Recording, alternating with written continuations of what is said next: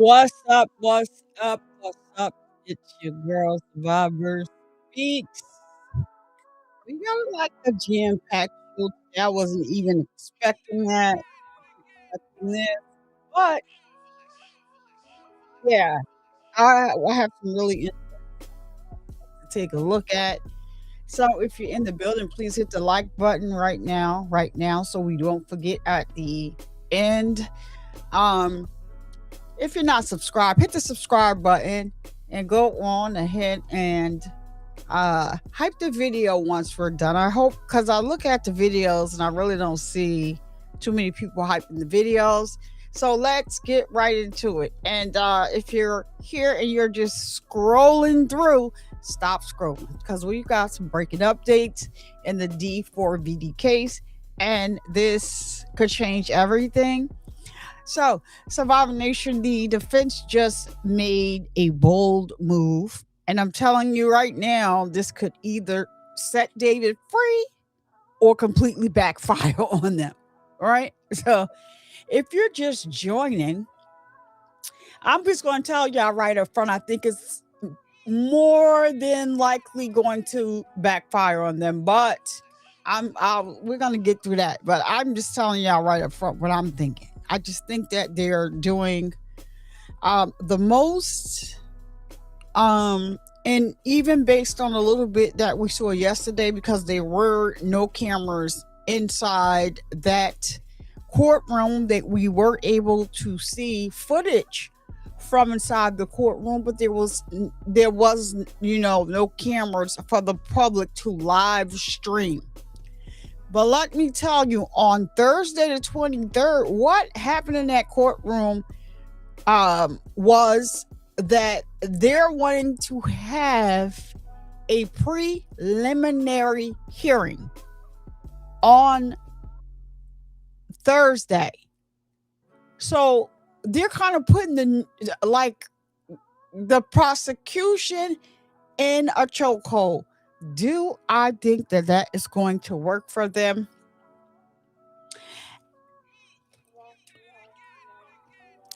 Absolutely not, and I will tell you why. But let's I think I'm trying to think where I want to go first, y'all, because y'all not going to believe. I think I'm going to hold this a little bit just to see if we have a little more people that come in. I'm not sure, or they'll watch it on the replay. A lot of people caught the replay yesterday.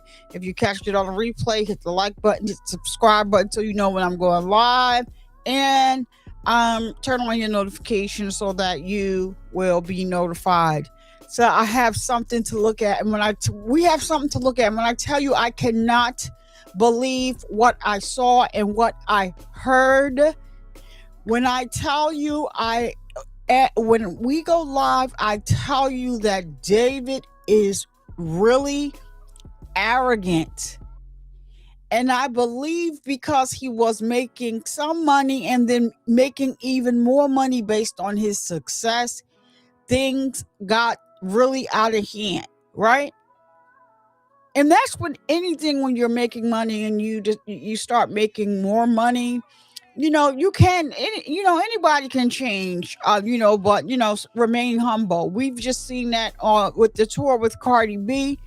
She's successful, but she remains humble, and it shows. We're not talking about nothing else that we see from other people. Her whole team that she's been working with all this time, she has the same people on her team. They attest to that. And that's why they're not going anywhere, because she's humble and she treats them with kindness.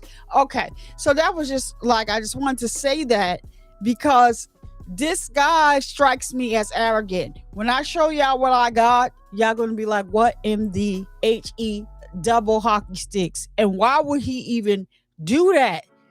And I'm hoping,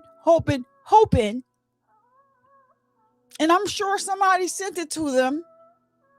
I'm hoping that what I'm going to show you was sent to the prosecutors in this freaking case. This guy is a whack nut job. And when I say At the end of the video, I may have to erase the song. It's supposed to be an unreleased song, but let's see what happens by the end of the video. Because I can see, do I want to say that? I could, I could see them trying to go on ahead and copyright the song and just not put it out so that people can't share. But it's a difference. Like I told you guys, from YouTube, the different platforms are different. And so what can't be left up over here on YouTube, like I said, if they strike a video, I may have to just, take it out, but we're definitely going to watch it. We're definitely watching it and listening to what he says in this video and how Celeste Riva's voice is in this freaking song. What is wrong with this guy? I could not believe it, y'all. Could not believe it. But we're going to go take a look at that.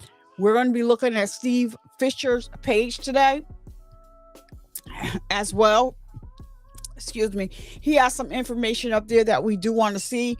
And then I do have, I pulled up where the family did make a statement. And to be honest with you, I didn't look at it yet. We're going to see that together. I'm not sure if they got on camera or they just sent in something that was written, but we're going to take a look at all of that today. And so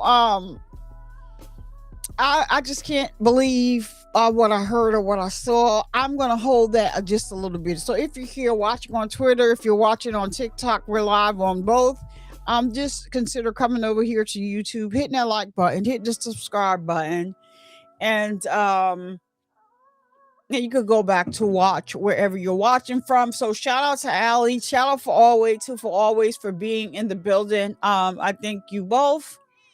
There was a lot of people, that I didn't see because I was at my mother's today. She's doing well. For always, I know you're gonna ask me about that. She's doing well. I got home. I scheduled a live and then came home a little later, but and I didn't even see, because there is an interview that I'm definitely going to watch after this, but I'm not going to play it through here because I didn't get permission to use it, but I may do that. We may take a look at that over here on our channel. I just want to get permission from him first, but I'm going to give him the view first. So anyway, so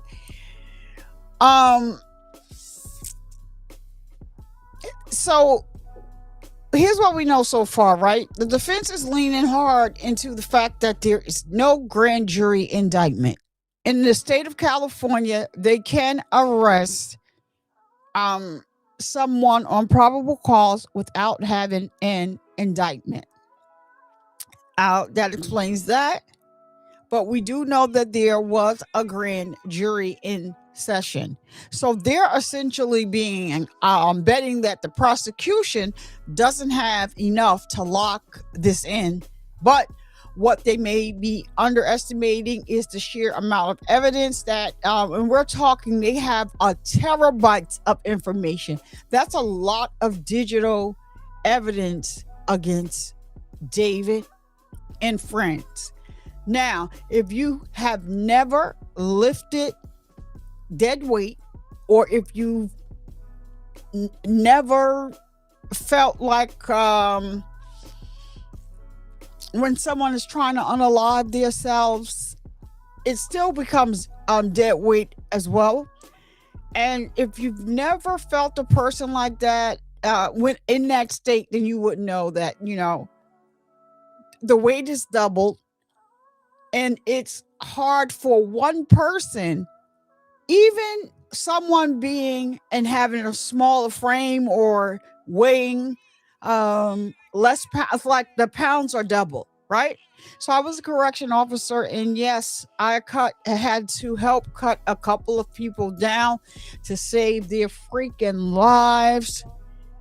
And when I tell you one person could not do it, it would be like in situations where you may find the person, but you need help with, I'll give you one scenario. I had a girl, booked her in. She gave, me and her squabbled down in the booking area. I'm not like that. I'm not somebody that mistreats people or anything like that. And I just ask you, give me respect, and I'm going to respect you back. But this girl came in, it was just like a whole thing with her. She tried me. She tried me like, she's coming on, on the paddy wagon with a bunch of guys that came from a raid. I understand what your charges are, but because you were in the same area with these guys, now you have to be what they call strip searched, right? So first I take her jacket, pat it down, lay it on the floor. She picks the jacket up and puts it back on, and I'm like, listen, this is stuff like that. Oh, my charges are misdemeanor, and I understand that, but you were with people that you were with a whole paddy wagon full of men, and they have us like down the middle where they're separated, but there's all types of holes and stuff where they can kind of like slip things through. So that is the rule. You have to be strip searched because of how you came here. So I take the jacket off again, pat it down, lay it on the floor. She picks it up again, and I tell her, listen, we can do this the hard way or the easy way, but I don't want to be disrespectful because, and people look at that. Oh yeah, she's reasonable, she's nice. Like, oh, okay, so I'm just getting ready to. All right. So I say, listen.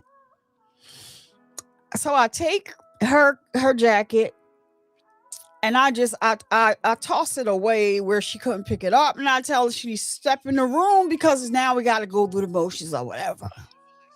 So already I'm like, I'm the guys and whoever's working in the booking area is there, and I'm like, tell Sarge she may have to, because it was a female sergeant on at the time, thank goodness. Tell Sarge she may have to come out here, like, this one giving me a hard time, but it is going to be what it's going to be. So she didn't want to go through the motions outside where we normally place her at before you even step into the jail. So it was a whole big thing, like, okay, so we going in the shower area. Listen, y'all, I need this size uniform, and then we're going, tell Sarge I may need her to jump in here, like, cause yeah. So, but when I turn around, the girl's walking to me. Don't walk any further. Don't walk close to me anymore. Like, stand back. Let's be respectful. Don't walk up on me. Stand back. Let's be respectful. You have to remove your things. She's like, I'm not taking my clothes off. Even if you was it and you came here by yourself and it's a misdemeanor, you still have to change into a uniform. So we can do this the easy way or the hard way. By this time, I'm easy going when it comes to being patient with people, but by now my patience is running thin, and you walking up on me, so I feel very vulnerable in this moment. And I'm telling you, it's not going to end the way you want it to end. It's not going to end that way. Oh yeah, thank you so much for always. Not going to end. So in California, they don't indict people the strange, but all states have their own laws. Yeah, they normally do it that way for always, but they did this in the reverse. They can arrest him without an indictment, and that's what they did. And I think that's what this team. I'm going to explain that. We're going to get that. Let me just this last bit of this little story here. So I tell her, like, listen. And she's like walking up on me, backing up, walking up on me. Well, and then she just walks up on me. She puts her hands on me. Once you touch me, all bets are off. By the time the sergeant got there, she was like, can I take my shirt off? Yup. Can I take it? Yup. Squat and go up. And the sergeant's like, you didn't need me. I said, listen, I'm going to need a report. That's what I need now. I need a report to document everything that happened. I said, this girl walked up on me and she touched me. And, my sergeant's like, oh, nah, you can't be touching people in here. Like, that's like against the rules or whatever. Like, you can't. And she was like, you handled it. I said, yeah, I had to squabble a little bit. I got to put it on paper. Like, yeah, whatever. We bring her up. So I bring her upstairs, and she goes straight to detention because we had to squabble downstairs. You put your hands on me. You're not going in a holding cell where you're going to detention. Put her in the room, like I sprint to the officers working the unit. We just, whatever happened downstairs, be careful with this one. She knows not to try me. I don't know if she's going to try somebody else. If somebody, opens the door, I don't know what she's feeling. I'm not sure. So I said, so she was like, well, let me go upstairs while you're here. Let me talk to her so that we can see. I could see where her head at. And I told her, I said, well, I'll just stand off to the side. Like I didn't come up the stairs with you, whatever. Just so you can see, like, is she gonna remain calm? Cause she just got her ass whooped downstairs, excuse me for that. Or is she gonna like just be like, it was crazy. So we get up there, the girl she took the sheet and wrapped it around they have what do you call that? Like a sprinkler, but it has a little gap in it. She wraps the sheet around there. The girl she's hanging, and I'm like, oh shit. So there's another officer downstairs, and I'm like, pop the door. We, me and the officers upstairs like, pop the door. This girl, she hanging. Bring up the 911 knife, and it's us, and we're trying to hold this girl up. She didn't weigh no more than maybe 112 pounds. We're trying to hold her up. It's a lot. She's like double or triple the weight, and we're like, hurry up with the knife, and we're trying to lift her up and then unwrap the sheet, but we couldn't do it because the dead weight, it was just two of us, and then the other officer downstairs gets the 911 knife. But there is another unit on the other side of the wall. There's an officer over there. Those inmates are out in the area. She locks her unit down, and she comes and runs over. And by this time, the girl is you could see the veins and stuff. And we were able to, the officer that was downstairs, she got the 911 knife, and we were able to just cut the sheet, and she kind of fell down. So David had to have help. I told y'all that story to tell y'all I personally have been in a situation more than one where you see someone either this girl was hanging, but what I'm saying, Celeste was unalived. David had to have some type of help. He would not be able to move, but then we do know that she was in parts. We do know that there were cadaver bags. She was in cadaver bags, which is crazy. But here we are. So the fact that they have so many terabytes means a lot of information, digital footprint as it relates to David. That I think that's what the defense is relying on, and David is all in the mix of this. And let's understand, his father is a litigator. David's father is a litigator. You can look him up on LinkedIn. I haven't been over there in a minute, so I don't know if he removed his account, but he is a litigator, and the company that he works for, they had some type of what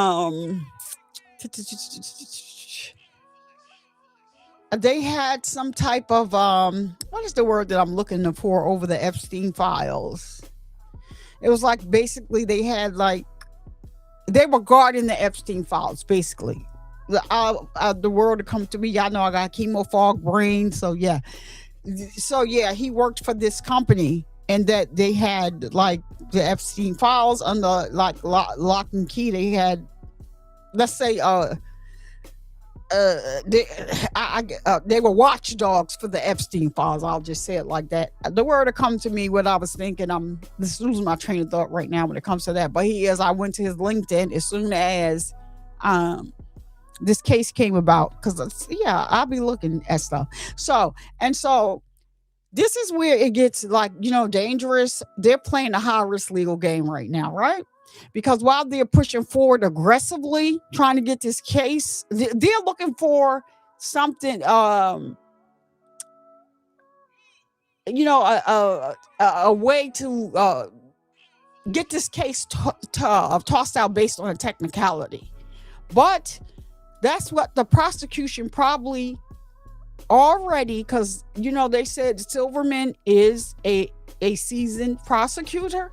They might have already thought this through. He has high power attorneys as well. This attorney, his lead attorney, has represented a lot of celebrities. He has that, but they do have, the prosecution does have something in the clip.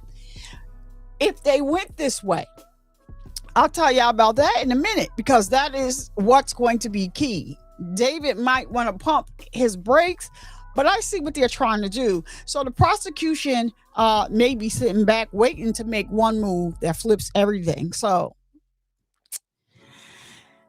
let me say this clearly. Just because there's no indictment right now does not mean that there won't be one. And if the prosecution outplays this right, this entire defense strategy could collapse over freaking night. So what do y'all guys think in the chat? Drop it in the chat. Do you think that the defense is making a smart move, or are they playing with fire? I think they're playing with fire. So type fire if you think it's this is going to backfire, or type free if you think he may walk. But guess what? Here's what the people are not talking about. If this said they get him and he walks on a technicality, guess what? There is no statute of limitations on a red rum case, okay? They can recharge him at a later date. But also what comes into play, I think, and this is why I think the prosecution is working strategically.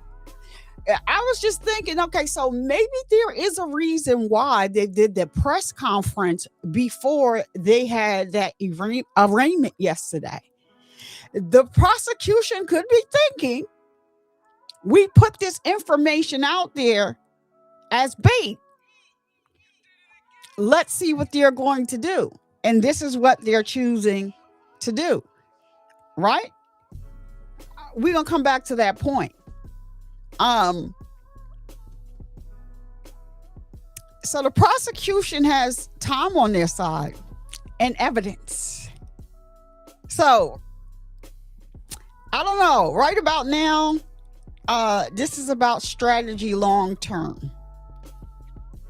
So say the prosecution did their press conference first, and then they did we saw yesterday, we went through all of that, and they're requesting all of the evidence, everything that they have. They want it turned over by Thursday, and by law, California law, David can request to have a preliminary hearing within 10 days, right? I know I kept saying to y'all the reason why they have not arrested him yet, because of that fact. They knew that he had high profile attorneys, and basically exactly what he's doing now at this point, just like I told y'all, if they arrest him and bring him in, his attorney, the first thing they're going to do is request a speedy trial for this thing. And exactly what I said is exactly what they're trying to do. I told y'all, I said it here, and that's what they're trying to do. However, the fact that they did not, and this may all be strategy on the prosecution side, there's a lot of evidence here. What we have to remember is that they were in front of that grand jury for 3 to 4 months? So they already have a grand jury that's seated, that have heard a lot of the evidence, right? So they don't have to go back and re-explain the evidence. They can resume with the same grand jury. Give them enough, because they don't have to give them a full case. They can give them enough to have them make a decision to come up with an indictment. Now, if they don't do that, and let's say they're requesting all of the information by the 23rd, then they'll just be showing the defense what they have. They'll have the evidence. But the judge has also heard the charges in this case, and the little bit that they gave us in that press conference yesterday, trust and believe that the judge has all of the information. I'm not talking about the judge has all of the evidence that the prosecution has, but if you watched that conference, that press conference yesterday, it was very, very disturbing. And so the judge can weigh in. But like I said, this could be the smoking gun if they reconvene with that same grand jury that already heard testimony from people in this case. They can just add, they don't need to re-explain to them about the information they already have. The prosecution can present more evidence and they can get an indictment from that grand jury.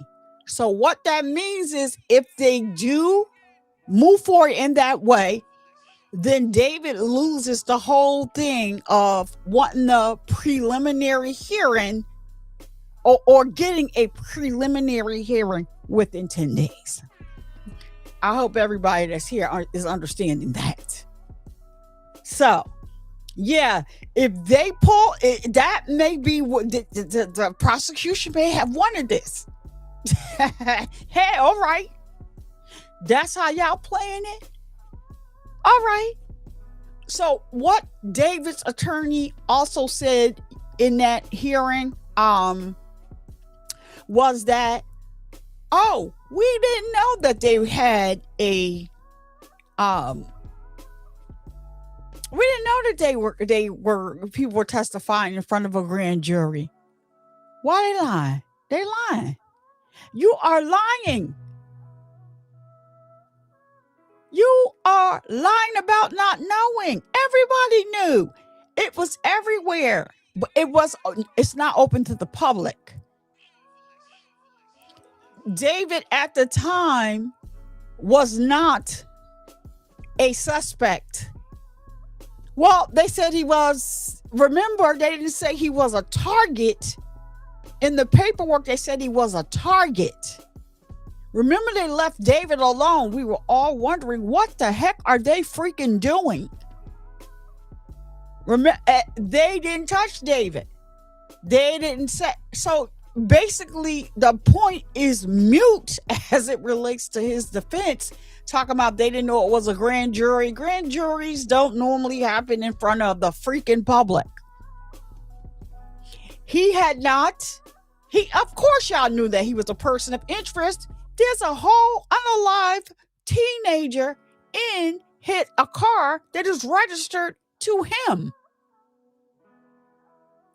So basically, you have client attorney privilege, right? What you and your client talks about has nothing to do. You don't have to ever tell anybody else what you and your client talked about. But then you may need to talk to your client and tell him, listen, I know there's things that you don't want to say, but you may need to let us know what the heck happened. We're not going to tell them anything. They can sue he can sue the pants off of them. But looking at David yesterday, I don't know what people said that they saw, because they did have one clearer picture than what we saw yesterday with where he was between the two bars. We didn't see over here when we looked that his eyes was darting all over the place. We didn't see that over here. He looked like what for always said yesterday. He looked like he was. So is he not locked? No, he's locked up. She said, I'm confused. He's not locked up. No, he's locked up, right? He's not indicted though. in the state of California, they can lock you up without an indictment, right? So I just want to make sure that you're understanding if you're saying you're confused. So he is locked up. He does not have a bail. The judge gave him no bail. He doesn't have a bail. So what they're doing is they press the gas. Remember I kept saying, I know we were upset, but the reason why they're probably not bothering David right now is for this same reason. His attorney is going to press the gas and think that the prosecution, because remember, her body was pretty decomposed, right? So the prosecution and them, it took them a little longer, excuse me, to find out what the cause of her unalivement was. Because of that, right? And so now they are saying, listen, the prosecution had a press conference before this arraignment, and they were saying that what he was charged with, they have information, whatever have you. So if they if they had a press conference, I want all of the evidence that they have for this case so far. They've already told the public what his charges are. We want to see everything and how they got here. Right. That is what's happening on the 23rd. So the court's saying that you guys need to turn over the evidence that you have and that they're requesting by the 23rd. So that's part one. Let's move over to part two. Because there's no indictment, David's attorneys can request a preliminary hearing within 10 days. That's pressing the gas. But remember, we're going to go back now. They had a grand jury hear testimony for like 3 or 4 months. Remember, David's parents, along with they were trying to not appear in front of this grand jury. They filed the habeas corpus for the mother, the father, and the little brother. Even if the mother and the father can hold stuff together as a child, his brother, I believe, is should be either about 14, 15, or 16, something like that. Unless you get in here and say, I plead the fifth, it's kind of going to be hard, especially when you're on camera with Celeste backstage at several shows. We also need to, unless they pled the fifth, a lot of these shows, when David first came out, his parents was there as well with his little sister. That is just the reality of things. It's the reality of things. They were there, right? So they filed the habeas corpus in Texas where they live because some information that they received, the subpoena they received, there was some information that was redacted. I told you David's father's a litigator, so he's saying, listen, you're not telling and being transparent with us because some of this information is redacted. And so I'm filing a habeas corpus because you want me to come and testify in front of a grand jury, and I don't have all the information about why I'm coming to testify because information on these documents are redacted. She's a minor. Are you kidding me? Celeste was a minor. So Texas said, "Now you gotta go. You have to go." In LA, flew them out. We'll pay for you to get here. We'll pay for your stay. But we need you to come here in front of this grand jury. The daddy, the mother, and the little brother. The little sister, She wasn't in the paperwork. All right. So we don't know what happened when it came to that, but we do know that it was the law. They had to come. They couldn't, you filed this in the court, and the court said, no, you know what? No, you got to go. And LA was like, you know what? Yeah, we're going to come and get you.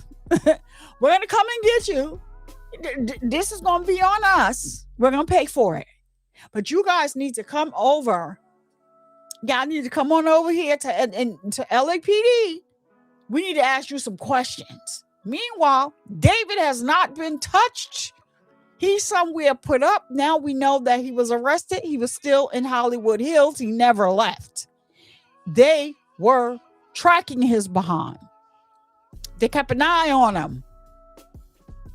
So now, because the grand jury was already seated, they can reconvene with the same grand jury. So what I'm saying is, and they can present more evidence to what they already have.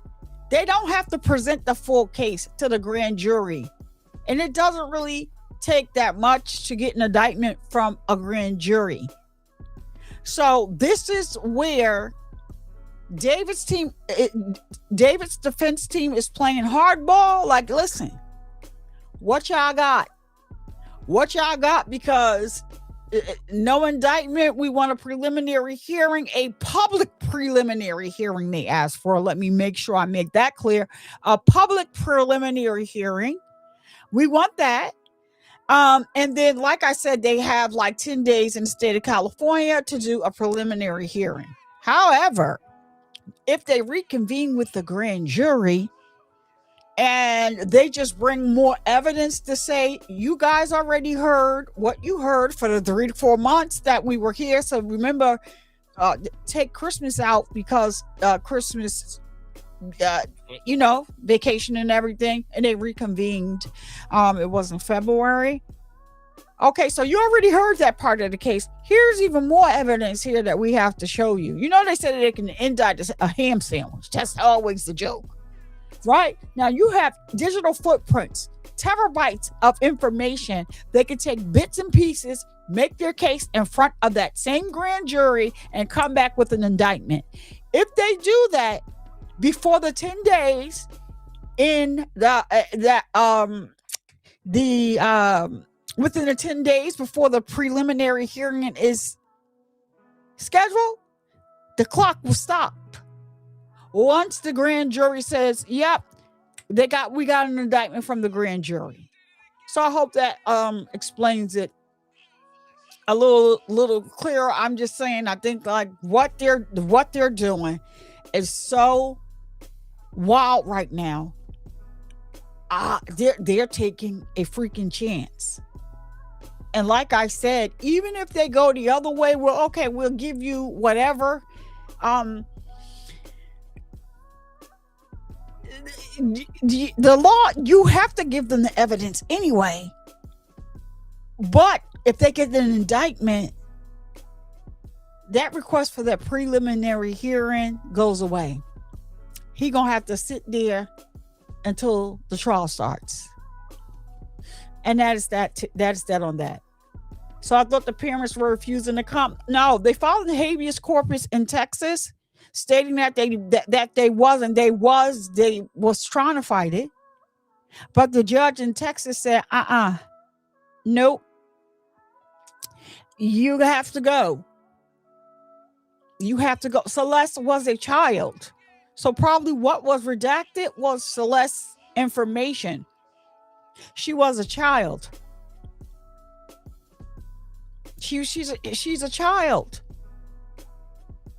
They have documentation that they may have met at when she was the age of maybe, I think it was 13, but they were talking. He was grooming her since she was about. They have some stuff allegedly. Let me throw that word in allegedly when I say this, but there is documentation that she was talking to him in the comments over whatever when she was 11. So basically that's where the charge comes in with where he was laying in he was laying in wait to unalive her That the special circumstances that she was a child, minor child under the age of 13. So also he was laying in wait because what they're saying is that David lured her to the location. I forgot what the date is, but it was in April of 2025. She was talking to him over the computer. Yep, or over the computer. She was about 11 when she first started appearing in the chat. People need to monitor closely what these kids are. You have predators in those chat rooms. Kids is online. You really need to monitor that. They have all types of kind of safeguards. Like when it comes to a phone, you can ask my daughter. She hated it. Any app she was downloading, Apple has a good program on their phone. Anytime she downloaded an app, she couldn't. It would send me a notification. I would have to look at and put in my code, and then it would let her download it. My daughter's phone would turn off at a certain time, and it would come back on at 7 a.m. in the morning.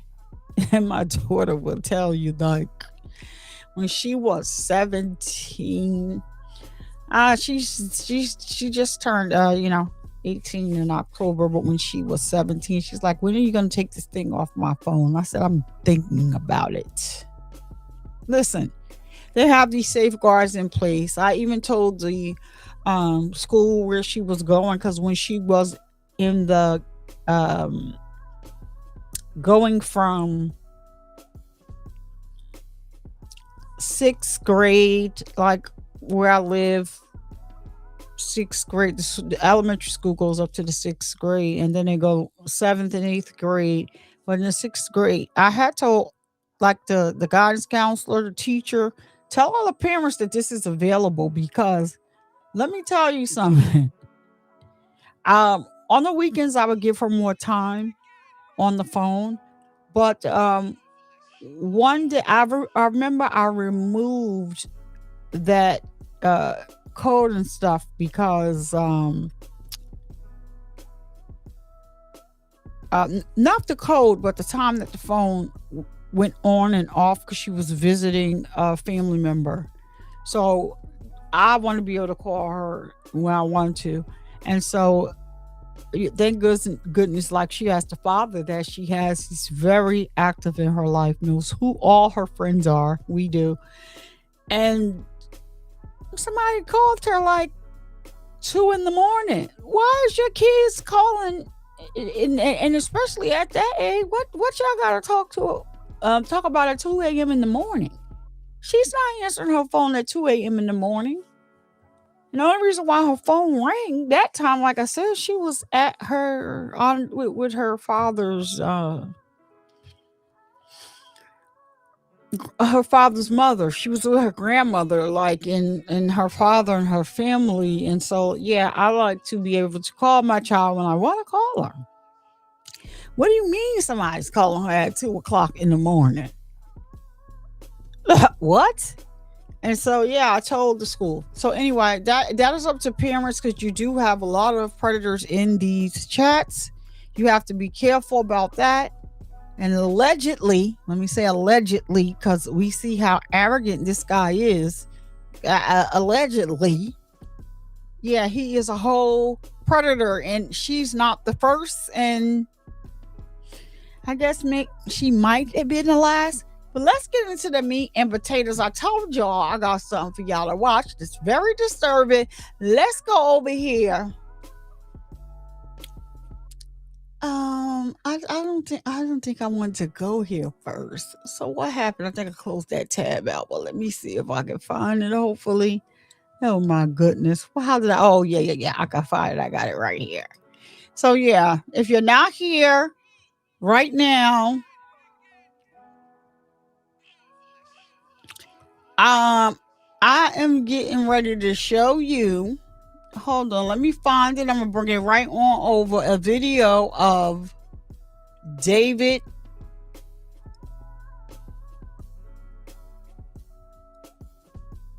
Oh yeah, I did.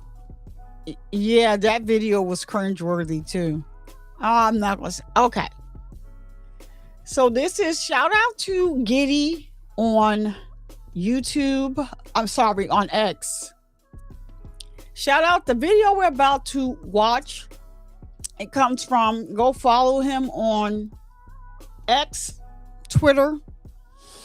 And I may have to, like I said, depending on if they strike my video, I'm gonna have to go on ahead and mute this. So if you're here and you're not here, you might miss it.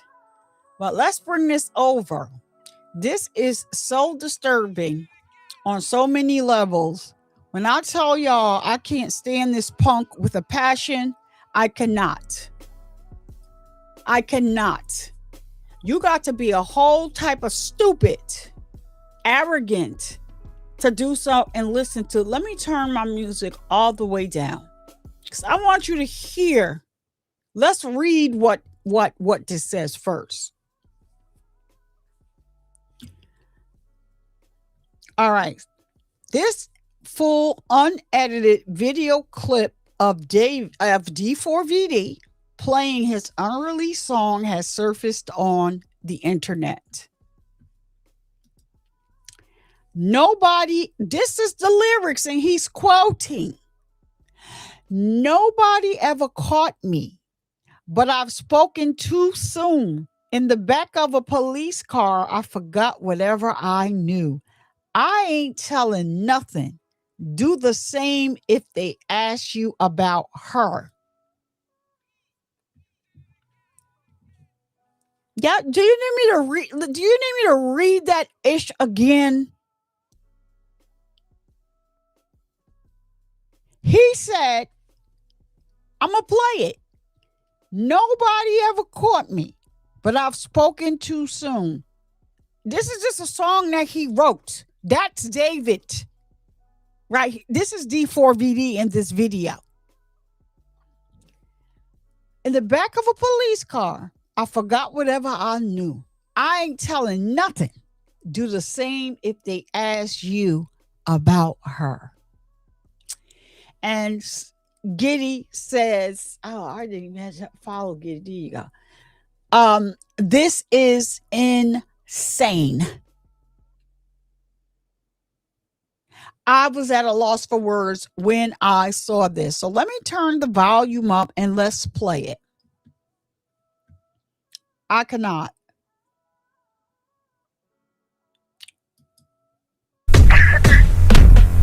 You were one of my best friends, and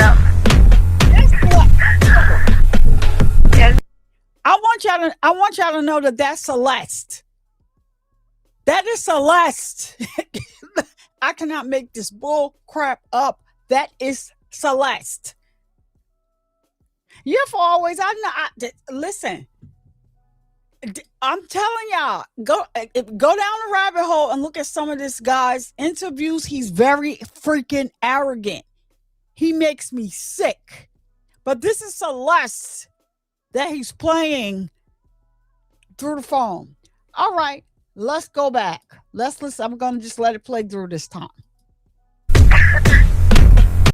You were one of my best friends, and there's a lot of alcohol in my system right now, so you could just ignore all of this message because I miss you so much.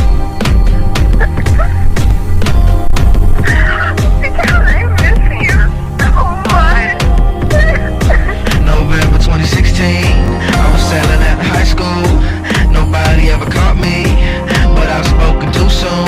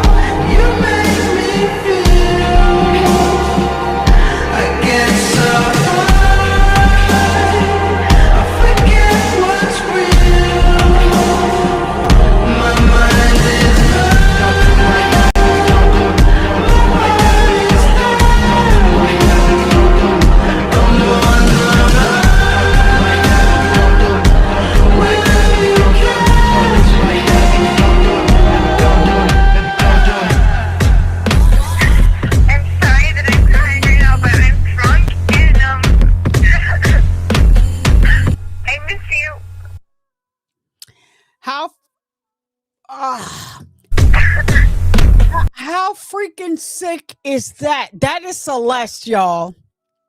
That is Celeste. That was Celeste in that song.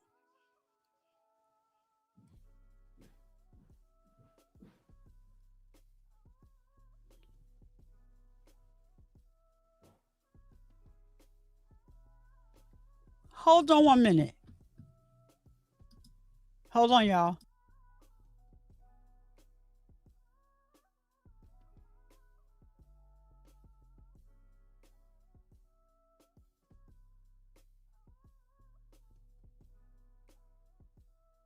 Okay, I'm back. But that was Celeste in the song. Those lyrics at the and nobody ever caught me. I'm gonna read these lyrics again because I cannot believe this arrogant MFR.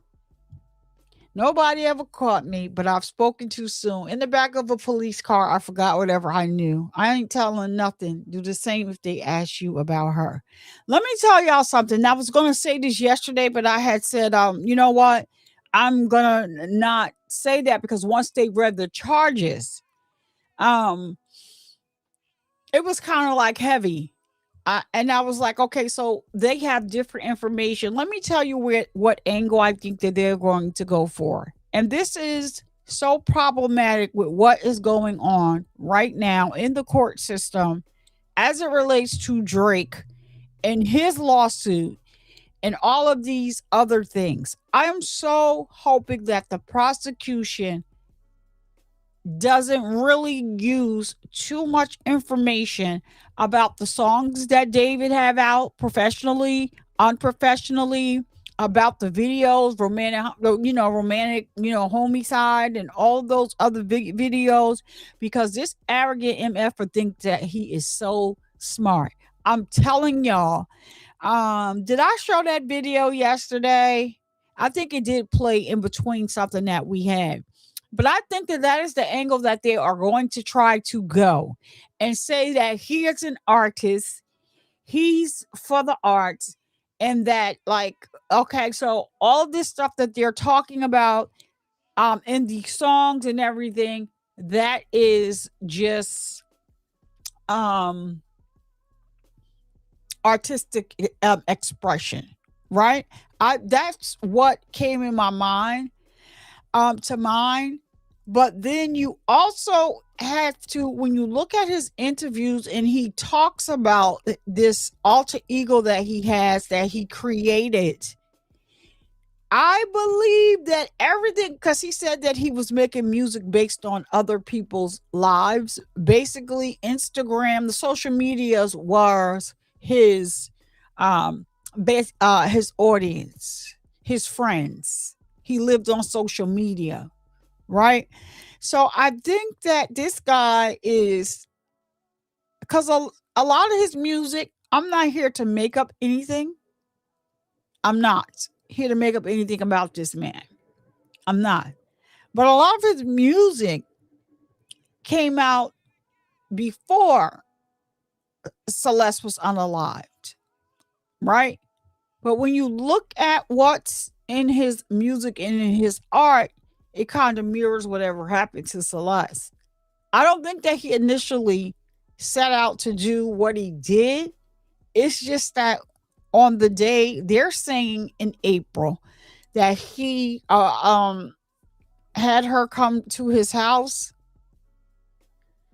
She was unalive with the sharp object. Let's go to Steve Fisher's page and let's see, because he has some great things up here. I just love Stephen Fisher.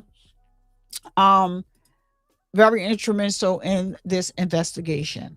So let's go to Steve's page, and he's going to show you, because now that they put the information out there, he's sharing a little more. I don't want to go through all this. So let me he's right here up top. All right. So now this is Stephen Fisher's page. You're not following Steve, go over there to X and follow Steve. He's a lot of times, I need to look and see if he's done any interviews. Steve has the paperwork on here as well. So Steve said, so here are a few of my thoughts after reading the charging document. So, first, it is alleged that on or about April 23rd, so it was the 23rd of 2025 in Los Angeles County, David Anthony Burke committed the crime of red rum. Count three further alleges that on or about May 5th, 2025 in Los Angeles County, he's hashtagging everything when it comes to D4vd. When he uses Celeste's name too, he sometimes he hashtags it. So committed the crime of unlawful mutilation of human remains. Right? Where is our trigger warning?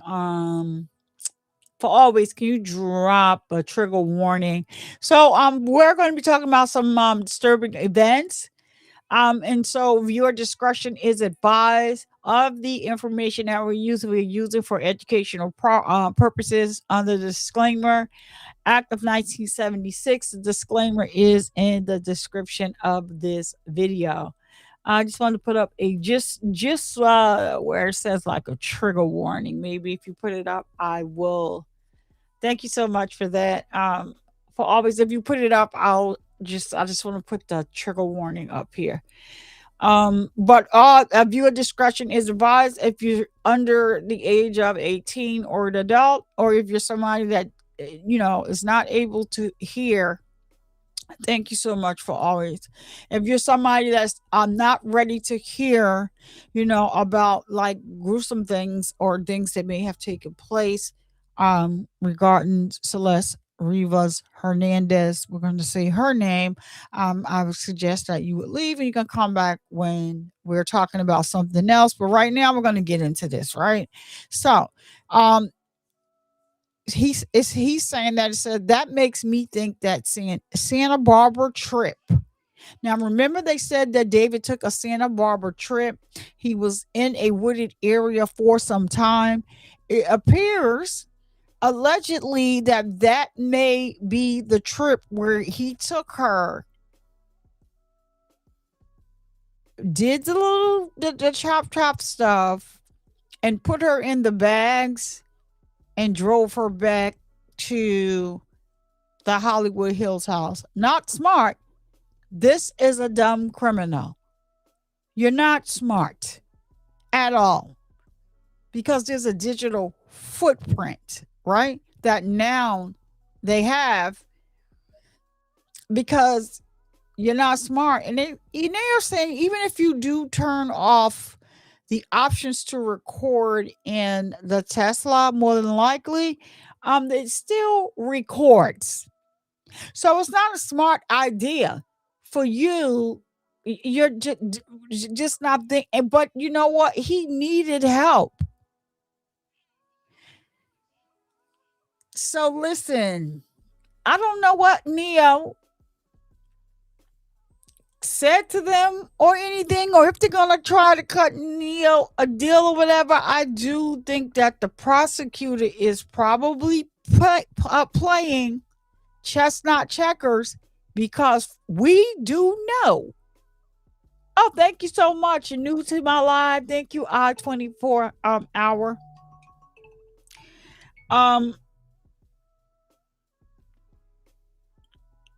So we do know, and thank you so much, I-24 hour. Welcome. And I can't believe it. I heard that song played. Yes, it's diabolical. And all of the music that he has is diabolical, right? Give me 1 second, y'all. Y'all know my mother is she's, I don't know, let me make sure she's all right, because she just sent me. So I might as well make sure she is all right, and I'll be right back. Like I'm not going anywhere. I'm here. I just want to just have her respond to something. What is she talking about? Oh no, not there. She's in a group. That's a group chat. My mother is something. I just want to make sure that she's all right. Oh, okay. I know what she wants.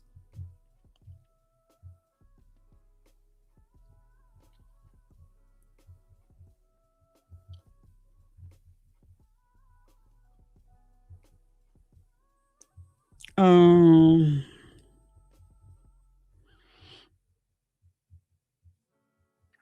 she wants something. Just let me have it. So I'm gonna do uh she is I know she won. And I forgot to do that. Oh, okay. So let me see. Real quick. I just gotta do something real quick for her.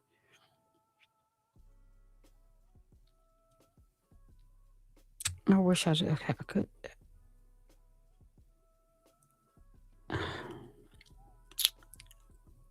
All right, let's see something. All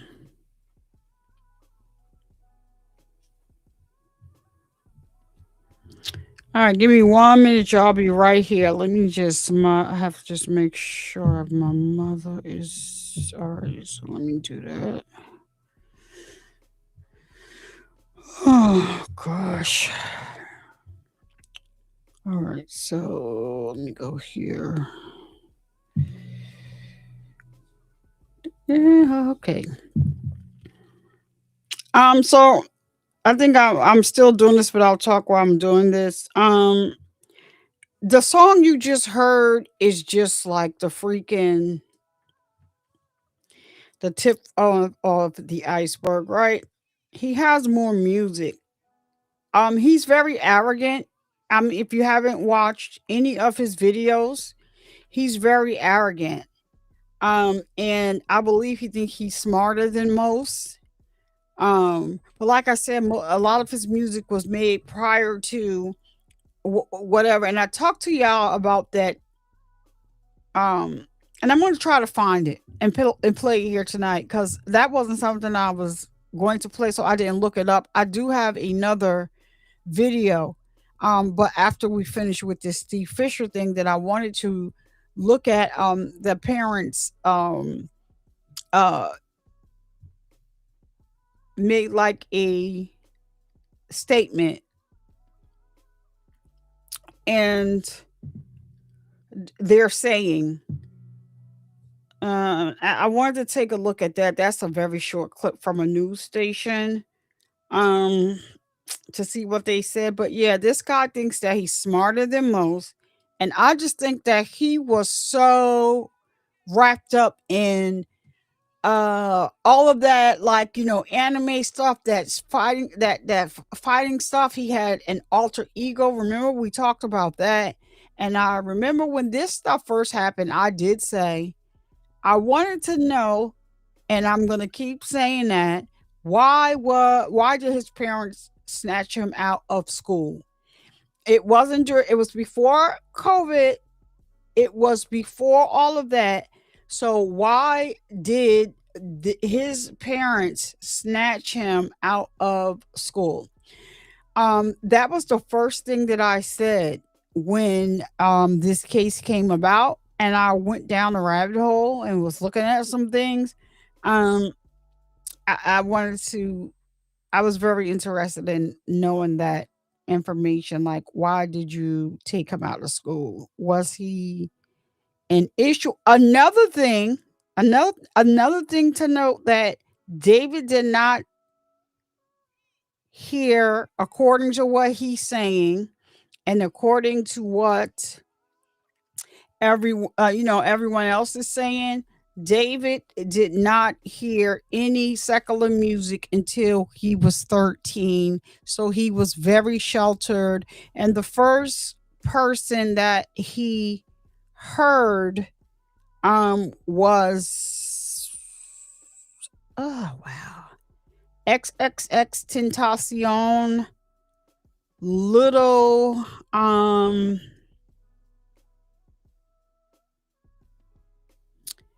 what is that person's name?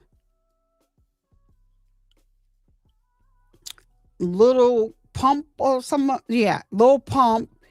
And he was on a school bus, and he was saying to whoever was playing it, "Oh, what is that?" And it was like, "Oh, you don't know, this is, X, Y, and Z or whatever." And so when he got home and he got a chance, he listened to it and was like, he was like hooked ever since. So he was sneaking and listening to secular music, and because his parents really didn't want him listening to that stuff. So after that, he is what you call a K-pop artist slash. Oh, I heard somebody said it today. So K-pop. He's not R&B, not hip hop, not rap. Like I said, if I can go around to every station that's reporting he's a rapper and tell them that they don't know what a rapper is, he's not a rapper. We don't want him. We don't want him. Whatever information that you guys have about that, we don't want him over here. Um, so yeah, we don't want him. He's not. Don't give us him. Nah. You stop giving us anybody. He's more popular. Well, he's popular with kids here, but a lot of the kids over in what do you call that? Uh,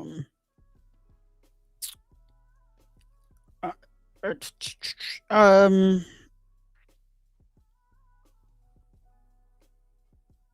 like in Japan and stuff like that. A lot of he's over there. One thing I'm going to give credit to, to, and I know he's still innocent until proven guilty by a jury of his peers in the court of law, right? Okay. I said it. That's what the law is, right? He's still innocent until proven guilty. I lost my train of thought. I'm doing two things at one time. Let me just send this off and send my mother a message so that she'll know it's nothing I can do until um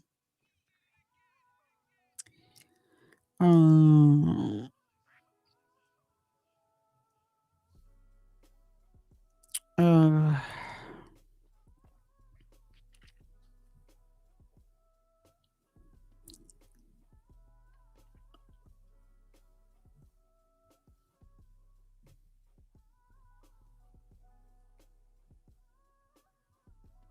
all right.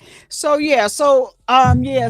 thank y'all so much for understanding. I can't believe yet. 24, make sure you're hitting that hit the like button and subscribe because yeah, we're going to be covering this case in detail. We have some other cases that we're going to go about, but this one I'm heavily invested in this case, and I want to make sure that I'm reporting on it and seeing it through. And so yeah, his other songs are cringe worthy as well. And so I just have it. I think that his defense is going to try and to rely heavily on the fact that this is his artist, uh, his artistic expression, right? Um, I his music predates, I guess, this incident. I just think that when you listen to his interviews, he overemphasizes the fact that you know, in the back of my mind, I wrote the song, but in the back of my mind, you pass, which I know he says the other word. YouTube is so finicky, y'all. You can't say a lot of words; they will just, yeah. So in the back of my mind, and then he says, when I say in the back of my mind again, I know you're thinking that I'm gonna say you passed again, but unalive, whatever. He says, metaphorically in the back of my mind. He just put so much emphasis on letting you know that this is not something that happened. This is in the back of my mind. And I'm like, this kid thinks he's smarter than everybody else. So he says, then I say, I unalived you. He didn't even regret it. He can't believe that he said it. And he says, but it's true. I know his music. Y'all know the lyrics because I just was like, I cannot even believe that you got all these people falling all over the place singing this stuff. So he says, but it's true. I hate you. Right? So now he starts touring. He's touring. And at some point, he said the part, it's true. I hate you. But then he sings it again. And when I tell you he sings it so long in the back of my mind, he's singing and then he changes it and he says, I love, I love. Very performative. Listen, I'm looking at all this. I'm looking at all the shows that they have footage from. Bruh, up until a certain point, Yo Behind was singing. Now, I never saw him cry through a performance. I kid you not. And now I'm going back since they have the dates. Now I'm going to go back, and I didn't do it today, so I'm not going to say it on this live because I have to find the video. I'm going to go back now and see the date where the only day that I saw him cry on stage, he could not even finish singing the song. He has a song called The Afterlife. The song is beautiful. I must say so myself. Yeah, he was born in Queens, and his father got an opportunity to move to Texas based on the fact that he works for a law firm. He's a litigator, I told you. So he left Queens at a very early age. He was, I forgot what, I have to look and see what age that they left Queens. They, moved from Queens to Texas. So yes. So for always is saying, this is another point, can be a point of reference, right? All of this stuff, him having the casket at his shows and stuff, it all started happening at like a certain time, around a certain time period. I have not pinpointed when he started bringing this casket. It's a very eerie behavior. It was not something that he did initially. If you don't know now, you know that you can buy a casket off of Amazon. You can buy caskets off of Amazon. They sell caskets. They sell cadaver bags on Amazon. So that's another thing, right? Because we know that the burn cage that he had in his house was delivered in a fictitious name, right?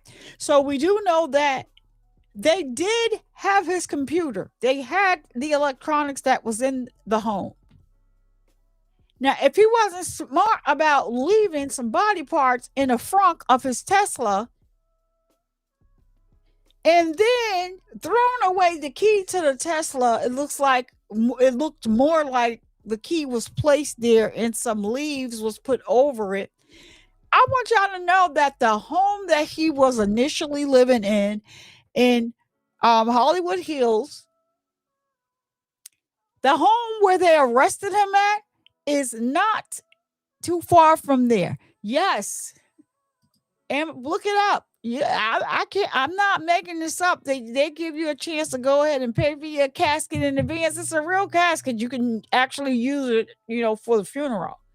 So you see these people bringing in this casket. He has a whole funeral scene set up when you're walking in, and he's telling people, oh, we'll sign on the picture or the casket what you would sign to somebody that you lost. And I'm telling you, this stuff started happening at a specific time.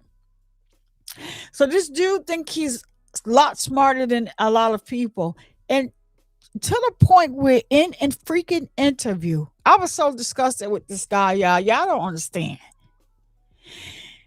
In a freaking interview, he was talking about this song, in the back of my mind because, metaphorically, because it was in the back of my mind, but, it was something that I was thinking in the back of my mind. I'm like, Nick, if you say that one more time, we got it. We get it. I just think this is something that he wanted to do, and that, a Celeste just happened to, be the one to get it.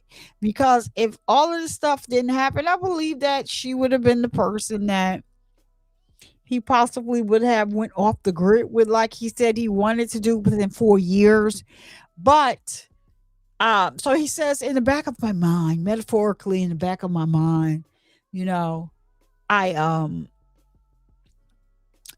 I unalived you or whatever. And then he starts talking about another song, and then he just blurts out and he says, well, the song that the person that I wrote the song about is no longer with us. So I said, "Wait, did he did he actually say this in the interview?" So I have to go back and look at the dates now that we have some type of timeline from um the press conference from yesterday. So let's get back to what we're here for. I just like, I had to, like, this guy irks my god daggone nerve. I just want to tell y'all that. He does. He irks my nerve. If you're here, you may have to run. Please hit the like button, hit the subscribe button, notification button so you know when I go live.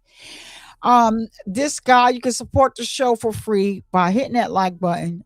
You can support the show for free that way, or you can and hyping the video after the show is over is another way to support the show. And if you want to support the show any other way, you can join the membership. You can donate using the cue cards that's on the screen when I take this down, but it's Cash App or Chime. I use donations made to the show. I appreciate it. And I put, been making a lot of changes over here on the Survivor Speaks channel. So I'm putting it right back into the channel. So, and I appreciate anybody that supports me, even by just doing the free things, leaving a like. If you're on Twitter, leave a like, share the video. And if you're on TikTok, I haven't even been over there, but I just did leave the live up. You can do the same as well over there.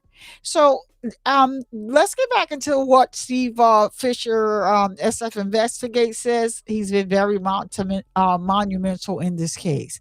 So he's saying that I'm going to read this other sentence back again so that we'll know why we're coming from here. So first, it is alleged that on or about April 23rd, 2025, in Los Angeles County, David Anthony Burke committed the crime of red rum. If you're on TikTok and Twitter and you're wondering why I said red rum, it's just I'm reading it backwards. We can't say the word over here on YouTube. So there you go, explanation. Count 3 further alleges that on or about May 5th, 2025, in Los Angeles County, hashtag D4vd committed the crime of unlawful mutilation. Where is the trigger warning? Viewer discretion is advised. This guy is a mess. Here we go. Trigger warning. Committed the crime of unlawful mutilation of human remains. That makes me think the Santa Barbara trip likely had nothing to do with the actual act. So Steve is actually saying something against that. He said of red rum or dismemberment. Wow. Steve. So that tanks and puts the case kind of in Steve. He said the SMEX crime charges appear to cover the period between September 7th, 2023 and September 7th, 2024, which would correspond to the time when Celeste was 13 years old and have more serious sentencing.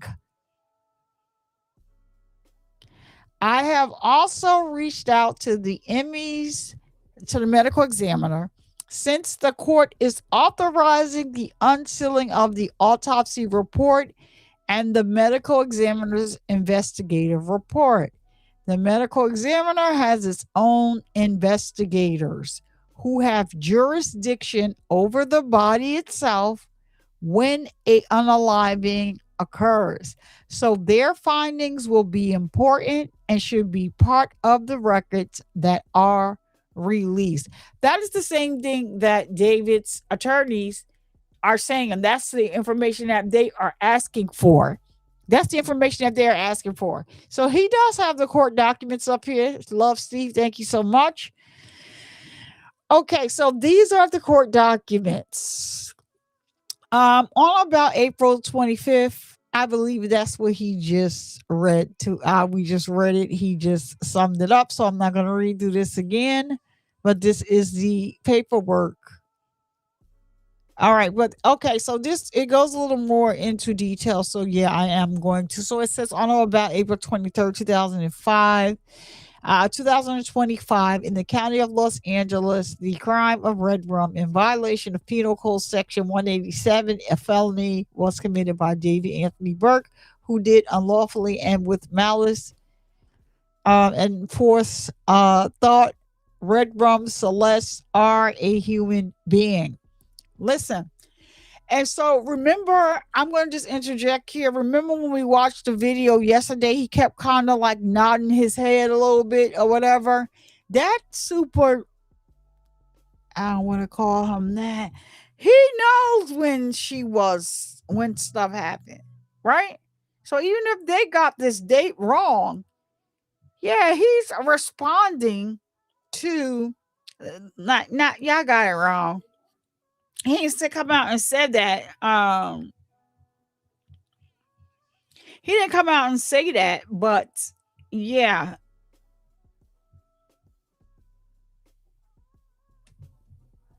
Hold on one second.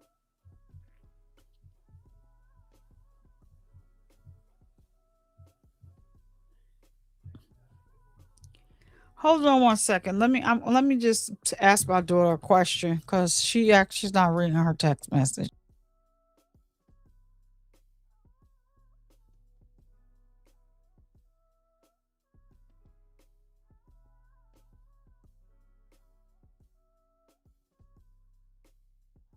All right. So yeah. So even if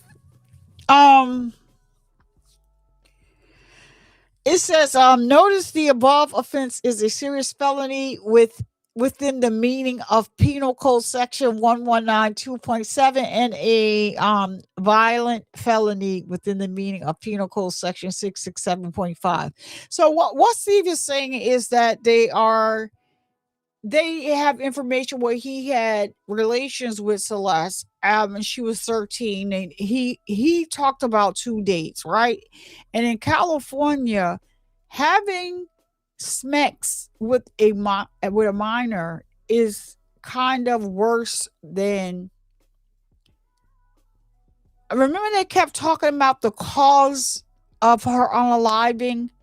Maybe she could have taken, if she could have, OD'd and all of that. And if that was the case and they didn't know what to do and they panicked and unalived her, the time for that is like 1 year, which is so freaking mind-boggling to me. What? 6 months to a year if somebody is on drugs and they croak and you panic and I didn't know what to do with the body, so I did X, Y, and Z. The time for that is what? 6 months to a year, and I forgot how many years of probation. I can't even wrap my head around that. So the more serious crime, which it should be, because equally, is if he's a PDF. Listen, California is wild. So Steve is already pointing out, Steve, I normally, but Steve has saw some gruesome things. He found some gruesome things, and he's the one that has been reporting about these gruesome things, but he did not want to step on the investigation. Okay, let's go. Upon a felony conviction for the above offense, prison custody time is to be served in state prison based upon the above felony offense being a serious felony defined in Penal Code Section 1192.7 and or violent felony defined in Penal Code Section 667.5 or felony offense requiring registration as a SMEX offender pursuant to Penal Code Section 290 within the meaning of the Penal Code. Okay, so it is further alleged that the red rum of Celeste was intentional and was carried out by the defendants, David Anthony Burke, for financial gain. He underlined that within the meaning of Penal Code Section 190.2. So allegedly and supposedly, Celeste was getting ready to expose their relationships, their sexual relationship, and in order for her to shut up so that he can continue having this rock star life and, you know, for financial gain or whatever, is he unalived her. That's basically what that's saying. So he said it is further alleged that pursuant to Penal Code Section PT 190.2, the Celeste R was a witness to a crime and was intentionally unalive because of that fact. And a lot of people are actually like, what do you mean she was a witness to a crime? So basically, she was the victim and she was the one that was victimized by being in a relationship with David. So it is a big crime in California if you're a PDF and you're messing with a child that is underage. So hopefully I explained that where you guys understand what that freaking means. If they do, if they are talking about some other type of crime possibly, they haven't said so, but based on what they said, that is how that plays out, right? So it is further alleged that the red rum of Celeste R was committed by defendants. They just got David here, and I think that this is a strategy. I think this is big strategy because they didn't have David before. We need to keep in mind that they did bring Neo in. He was the best friend and slash or assistant and slash or alleged lover, whatever have you.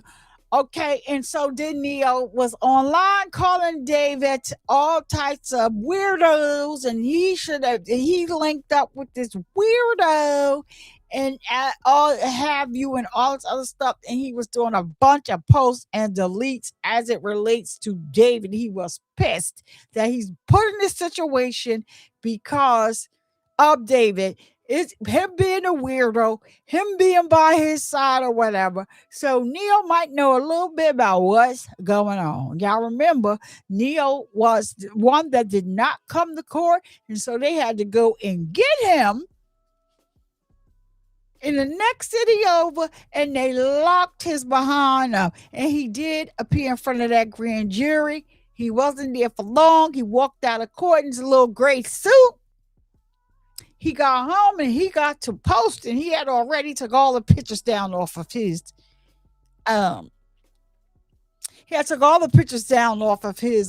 social media of them. Like I told y'all, he forgot one.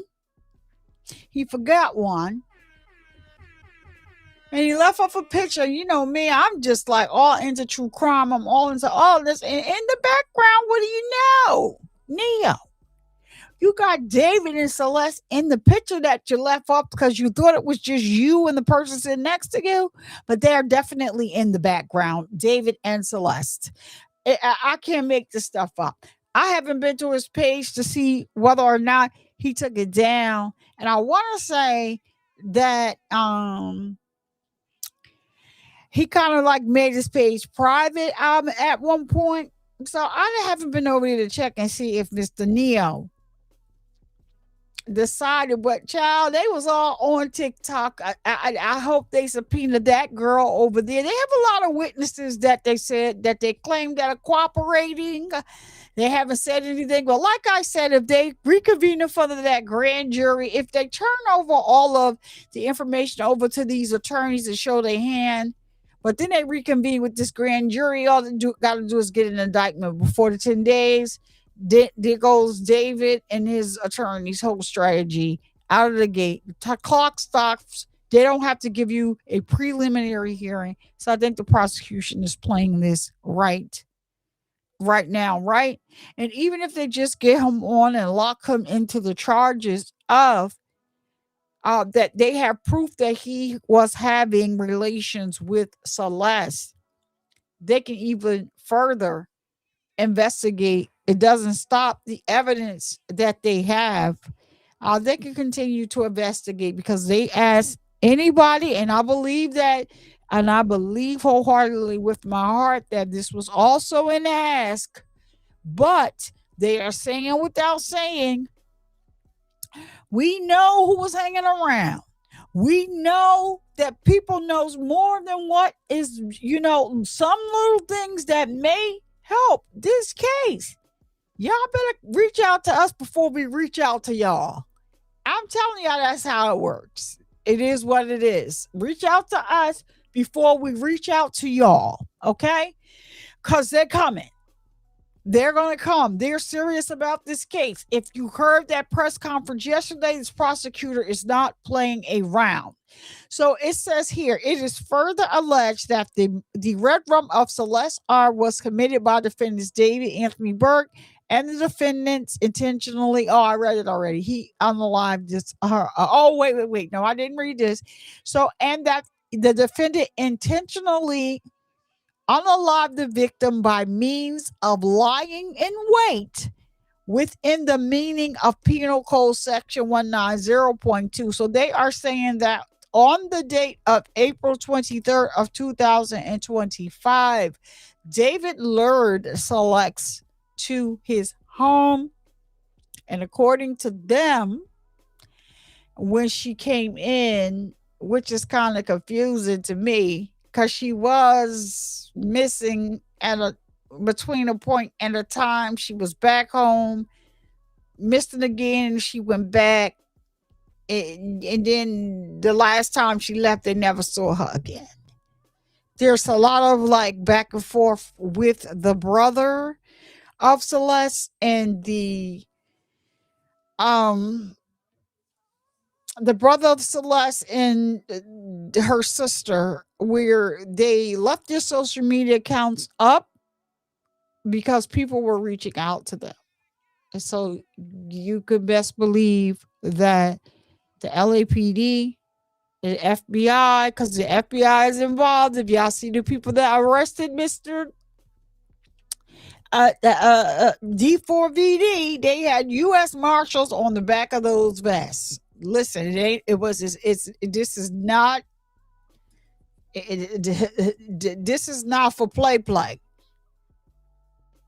So it is further alleged that in the commission and attempted commission of the above offense, the said defendant David Anthony Burke personally used a deadly and dangerous weapon, to wit, sharp instrument. Now, we're going to get into those pictures in a minute because Steve put the pictures up. He put the video up. Child, Steve is not playing around. He took this case very personal. He is a private eye hired by the owner of the Hollywood Hills, where part of this crime could have taken place. Part of it. I'm not sure which part, but there was video when he went there. Steve, once the LAPD released the property, He was hired. He went in there and he actually saw the video. And I'm telling you, when he did an interview on with Law and Crime, he was white as a sheet when they started asking him about what he saw on that camera. I can tell you that Steve did report that he saw David allegedly David and about 3 or 4 other people discussing how to get rid of Celeste's body. There was a very these criminals are stupid. I guess he's gonna try to blame everything on artistic expression. They stupid. So, and he said it was just very gruesome. It was gruesome what he found, and he said it was things to get rid of a body or something. So okay, so it says here,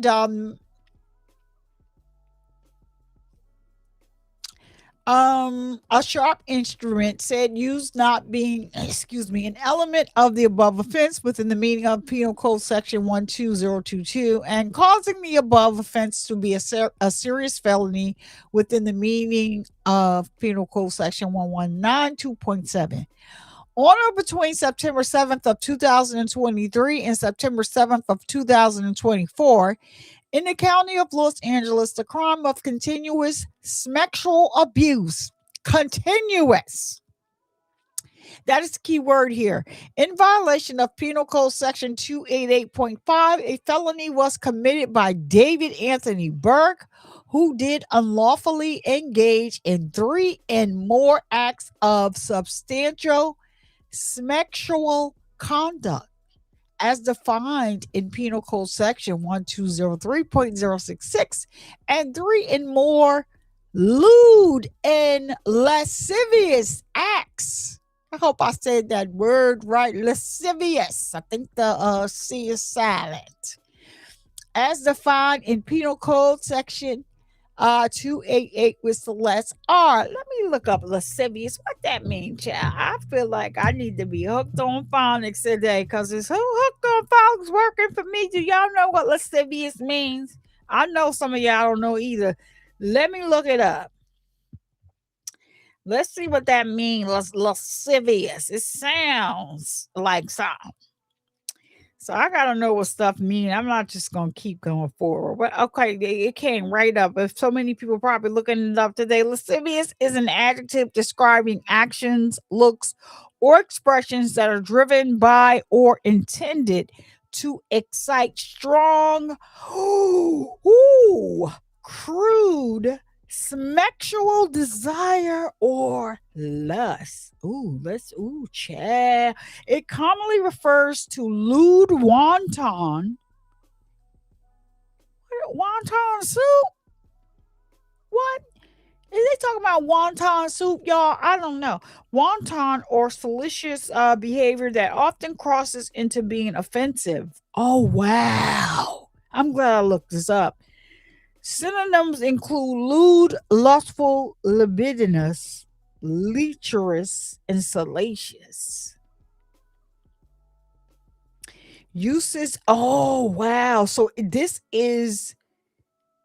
are some examples. This is, I put it in there and they're giving examples of.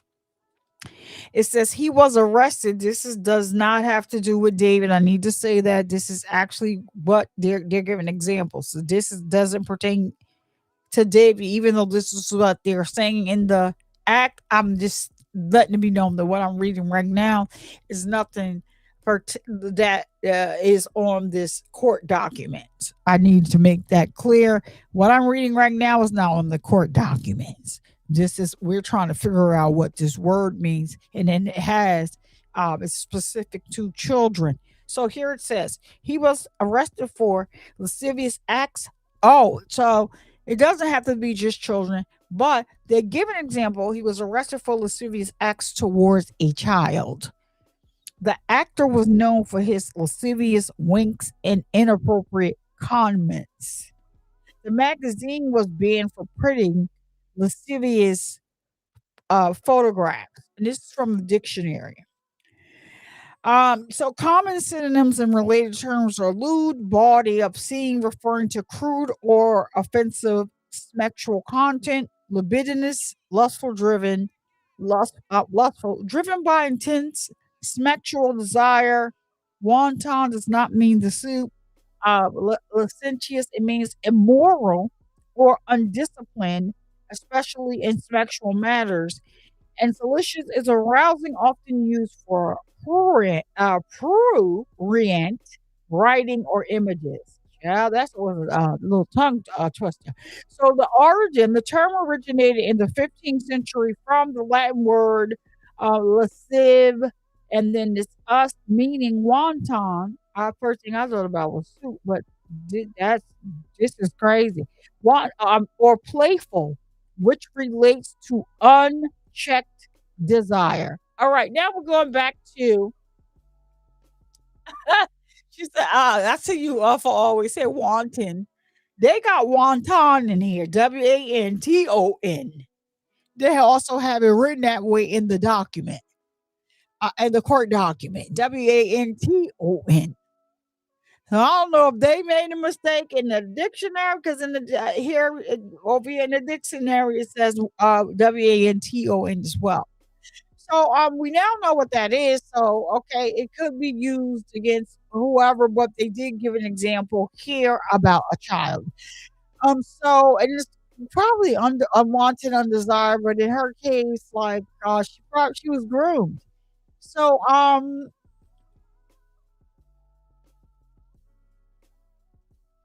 all right, so we read that there. Okay, so I wanted to know what that was. Oh, so it says that he Um, as defined in Penal Code Section 288 with Celeste R, a child under the age of 14 years while the defendant resided with and had recurrent access to the child. So they're saying here that Celeste lived not only did she live with him for a time, while living with him, he had recurrent access to Celeste. That is where if say they messed up on the other charges, to me these PDF charges is kind of a little bit worse than that, right? Y'all hold on for a minute because I've been talking. I just need to give me something to drink real quick right here. I got it right here. I'm just gonna put on mute.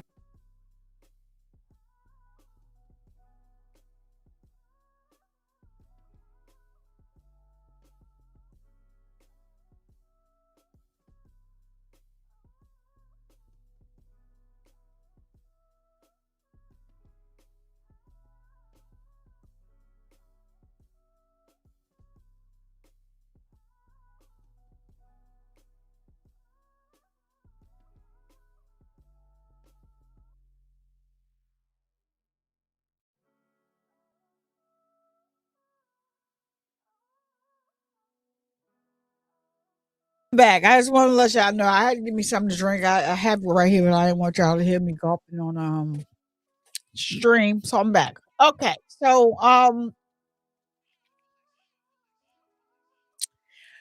wow, this is interesting. This here is interesting about residing with her and recurrent. If you ever look up this case or anything about this case, take this from here because this is how it was, right? Whenever you see the whenever you see the girl that's in a disguise, big glasses, she has a hood on her head, and she probably has her hand up to her face or something like that. That is Celeste. In another picture, you see that she has a pocketbook. She has on the glasses, but she has the pocketbook holding it up to her face. I want y'all to know that the pocketbook that she is holding in that photo Child, my mind just went blank. It's a Birkin bag. Where she get money? Where her family get money from to buy a Birkin bag? He's another Nesto. Child, you know what? That's a case that I didn't get into, but I do try to catch up sometime. I think what is her name? Lenore was talking a lot about the Nesto case. And sometimes I do go over there, but then like it's always something else going on, and it's just like the creators just create all the other stuff. Like I just don't. In another channel, she's an attorney. She is definitely following this whole Nestle case. I forgot what her name is right now, and I like her. Like she's, kind of cool. I like her a lot. She covers that case. I just never got into it because it's just so much going on. And it kind of, excuse me, it kind of like bothered me because when it comes to like, I don't even want to mention her name over here because listen, I don't got no time for that. But y'all know the lady on the radio station. When it comes to that, I just have a little problem with um when they're reporting and saying that PM exactly, PM Esquire, right? Her when they're saying like that they believe that she was at some point had chose Nestle over her child. That bothered me. That hurt me. I didn't want to think that way about her.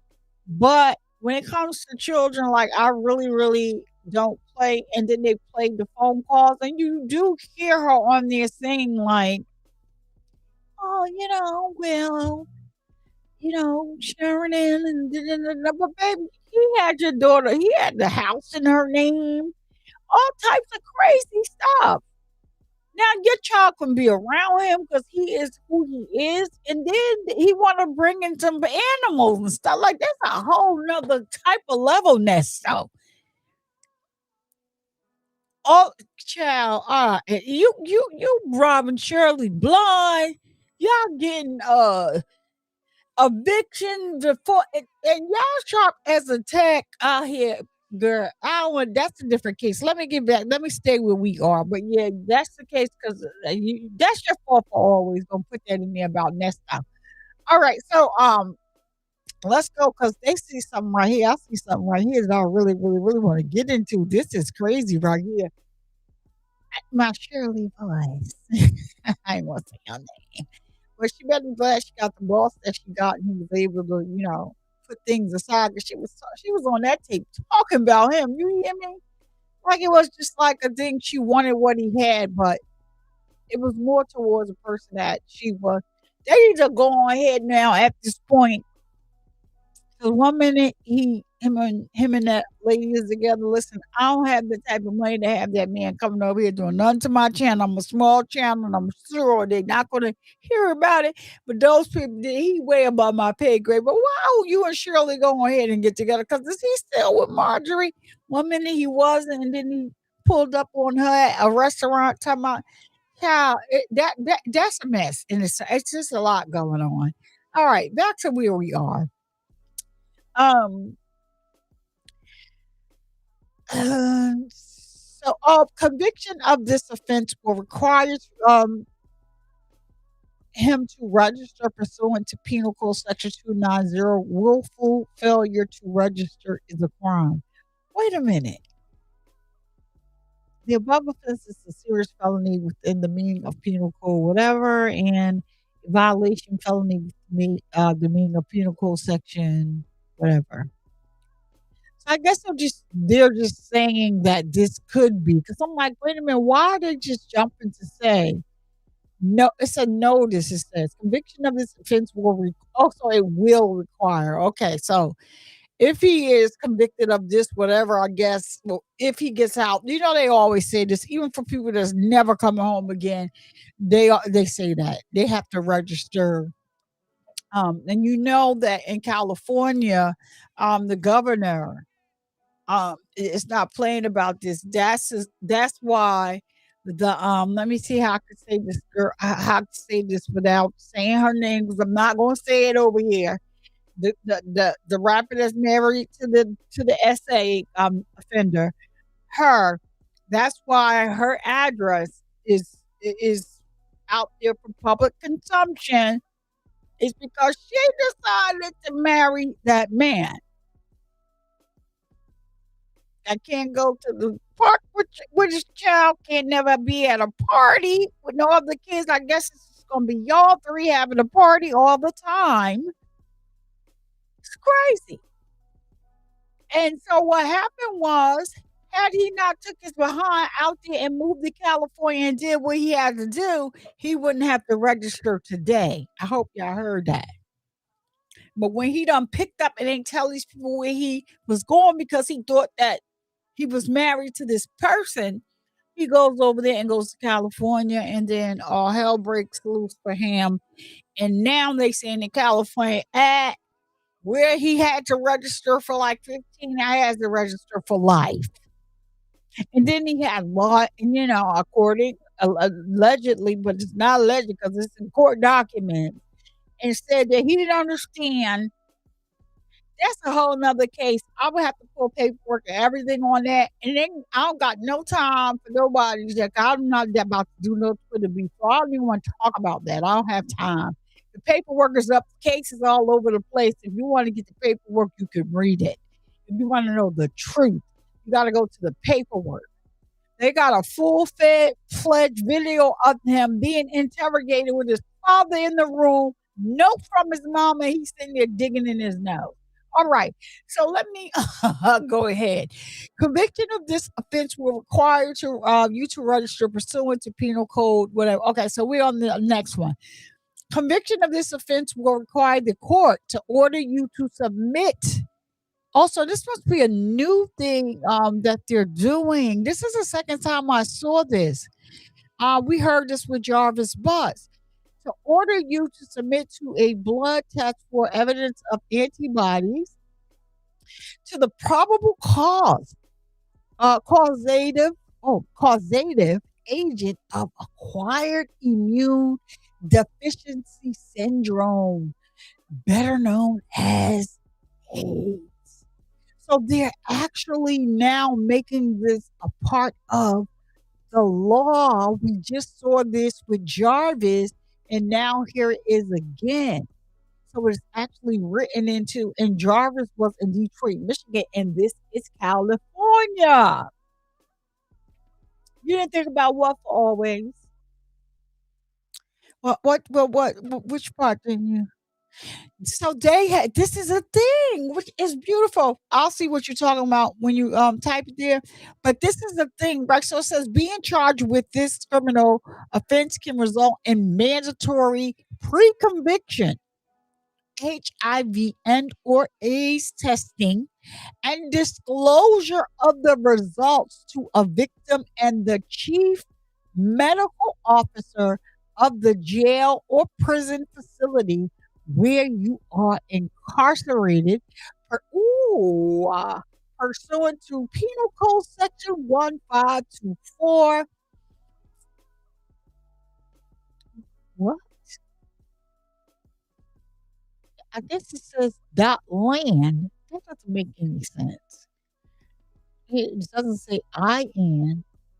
I think it's .land. Health and Safety Code Section 121055. Following a probable cause hearing resulting in a court order. So they're making these PDFs and SA offenders take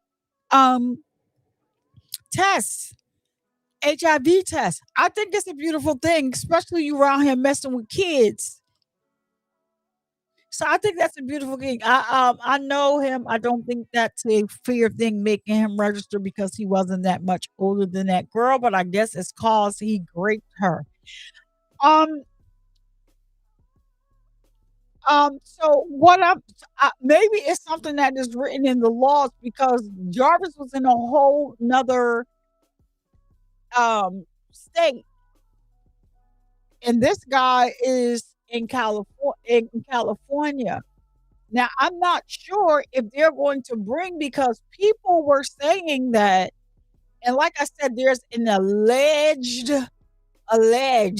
ex-girlfriend, because I don't, unless we get concrete proof that those text messages that were going around were from his ex-girlfriend. Like, listen, I'm not gonna put nothing on the man that he got enough on himself. I didn't think of them moving to Cali. Oh, yeah. You talking about the rapper with her SA husband? Yeah, he moved to Cali and didn't tell New York. Now in New York, he didn't have to register for life. He only had to register. I think it was like 15 or 20, 15 something, 15 or 20 years. You got to think it's been that long already. That happened when he was a teenager. Well, he was really yeah, he was a teenager. He was like 17. I want to say she was um I think she was like 15 or 16, something like that. But she didn't want to be with him. Yeah. And so what happened was he thought because he married a celebrity, he could just pick up and move to Cali. But once he did that, I don't know who told him. I don't know how they found out. I don't know if New York said, like, bro, we seen you on the line. Where you at? We see you online in Cali. Like, where you at? You supposed to check in. So what happened being that they had already moved to Cali and she bought a home, then they had to go see Governor Newsom. You know, Governor Newsom is who is and so when he went to court there, he had to go to court back in New York because he was saying he didn't understand the charges, that the attorney didn't give him all of the right information, all the stuff or what have you. And what happened was when he went to court in New York, that his attorney, the public defender that actually fought the case for him, just imagine that she walked up because it was a lady. She walked up in the courtroom like, I didn't what? As a matter of fact, you took a little time before you said that you was going to take this agreement. You wanted to think about what you said because I had explained it to you in great detail, brah. So don't come up in this courtroom and say you didn't know what you was getting yourself into and that you didn't agree to this plea deal. So you can miss me with all that. I'm here to like yeah, Newsom is a mess. His whoever runs his social media is off the chain, maybe right on point with it. But so the attorney that was his attorney at the time, like, don't be lying to these people talking about that I just had you sign a deal. No, bruh. We sat down, bruh. Listen here, bruh. We sat down. I explained to you over and over and over. You had questions. I answered them. You know exactly what it was. And that's why I got you the deal of not having to, register for a lifetime. But the fact that you thought that because you are who, whatever, you picked up and left. And so now California is involved because that is where you going, that is where the money resides. That's where you're going to reside. So now California has a say in this matter now. California said, listen, he didn't pay y'all no mind over there in the NYC. He done picked up and moved cross over here up in California, yay. And now he needs to register for the lifetime. That's how that went down. It's all in the paperwork. I saw the paperwork before. I just don't. I didn't report on that case because what was I even doing? I won't even think I was doing commentary or anything on my channel when I was actually following Hot Shot Radio, and he was on it because he was an advocate for Jennifer. Shout out to her. I spoke to her. She has such a. I didn't speak to her verbally on the phone, but like just like trying to give her some encouragement because I don't know how she dealt with that, and we basically talked.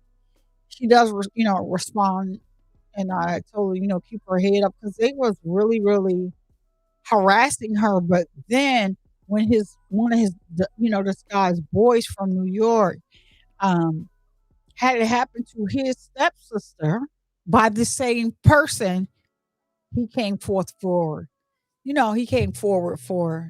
Jennifer to kind of like clear her name and say that some stuff was fabricated. I was I'm y'all you got me on a whole other case now for always. Let me reel myself back in. We talk about Celeste, but yeah, I know all about that case. I mean, it's really interesting. I believe that they're still in court today. And that's on his wife because it was dead. You brought it back to life. And so here we are. So here we go. So the next thing it says, so upon a felony conviction for the above offense, custody time is to be served in state prison based upon the above felony offense being a serious felony defined in Penal Code Section 1192.7 and or violent felony defined in Penal Code Section 667.5 or a felony offense requiring registration as a SMEX offender pursuant to Penal Code Section 290C within the meaning of the Penal Code section. All right, that's all about the Penal Code, child. We need to know them numbers.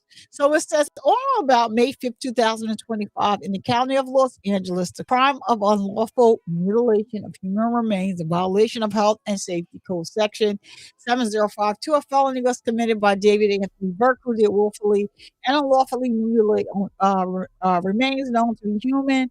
So, specifically, the remains of Celeste are upon a felony conviction for the above offense. Prison custody time is to be served in state prison pursuant to Penal Code Section 1170. And I believe that David is just fuming and he just never saw himself in jail. You heard from the song that we played in the video where he's moving on with his life. That was an unreleased version of that song. Very disturbing.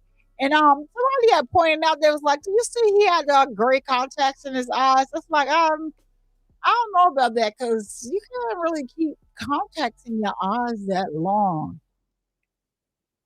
I don't know. Somebody said his eyes was gray. I don't believe like he had. I think his eyes had like a little. They weren't light, but I think that he does. I don't know. I'm gonna have to look at it again. I don't know. He could possibly have them contact him, but if he keep them in and he don't have nothing to wash it out or anything, he is going to get an eye infection because he's not taking them out, or he can he gonna start looking puffy about the eyes. But I just think that he doesn't want to be locked up and he wants to go home. David, this is the price you pay for doing dumb things. Crazy work. So Steve Fisher says charging documents claim that D4vd used a sharp instrument to unalive Celeste Rivas, and that on about May 5th, 2026. Huh?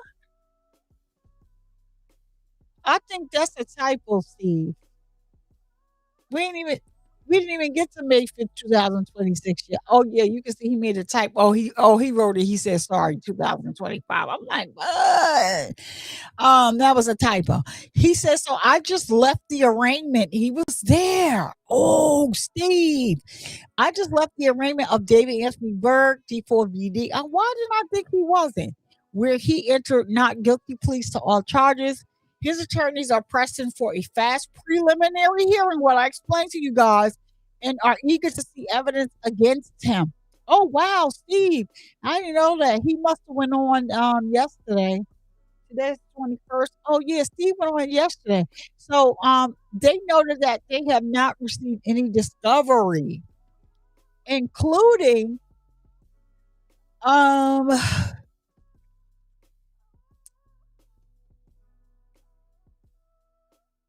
including the autopsy of Celeste Rivas Hernandez. The prosecutor replied that there was over 40 terabytes. 40 terabytes. He does have in contacts? Okay, because don't make a technical error. That's what I'm saying. But they have 40 terabytes. That's a lot. Let me see what the equivalent of 40 terabytes is. That's a lot of. I know that that's a lot of. That's a lot of evidence. I knew they took his computer out of there.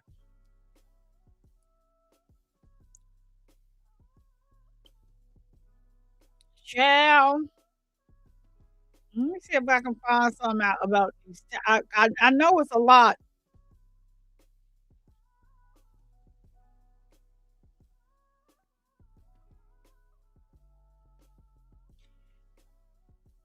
Listen, I be needing to understand.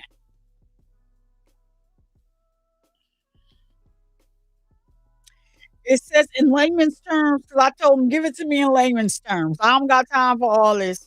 So, in layman's terms, 40 terabytes is a massive amount of digital storage, roughly 40,000 gigabytes. For context, that is about 160 times the storage capacity of a standard 256 gigabyte laptop.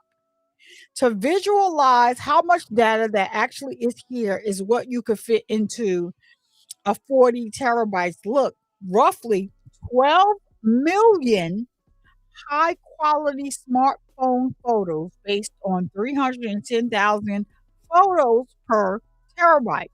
Movies, wow, about 20,000 hours of high definition video, or roughly 40,000 standard length movies. Music, roughly 680,000 hours of music, enough to play songs continuously for over 77 years. God dag on it.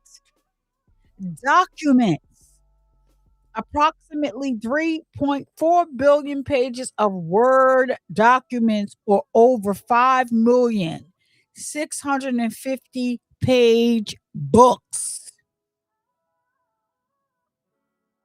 Ciao. Basically, that's a lot. They got video and they got evidence for days, child. If Celeste on the is on there in any way in any compromising positions or anything like that, David, listen, David, listen, Linda.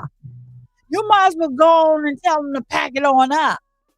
Pack it on up. I'm just gonna take a deal. I don't want to stand for it, cause baby, that's a lot. That's a lot. All right. So it says, so the prosecutor replied that there was, oh, okay, so we read that already. He said it would take a while to get that to the defense team. However, David's attorney still moved forward, wanting a speedy preliminary hearing, which is set for April 23rd. So actually, why would they set this for April 23rd? So they're actually saying that the preliminary hearing is set for April 23rd. The way I understood it was what I said, that they needed to get all of the information to them. So that's still small things to a giant, because they did have that. That's so if they are sitting with a grand jury like right now, the reconvene the grand jury that they already have, and they come up with an indictment before April 23rd, they can squash all that. No, he's not getting a preliminary hearing. Well, here's the evidence for a preliminary hearing. No, we're not doing that. But that's interesting. So if they don't do there is a possibility that the judge that they can release him. But what I think is the judge is still not going to release him.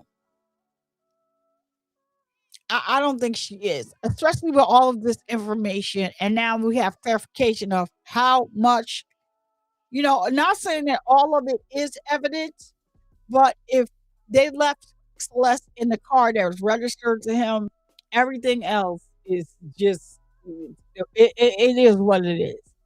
They don't exactly, exactly for always.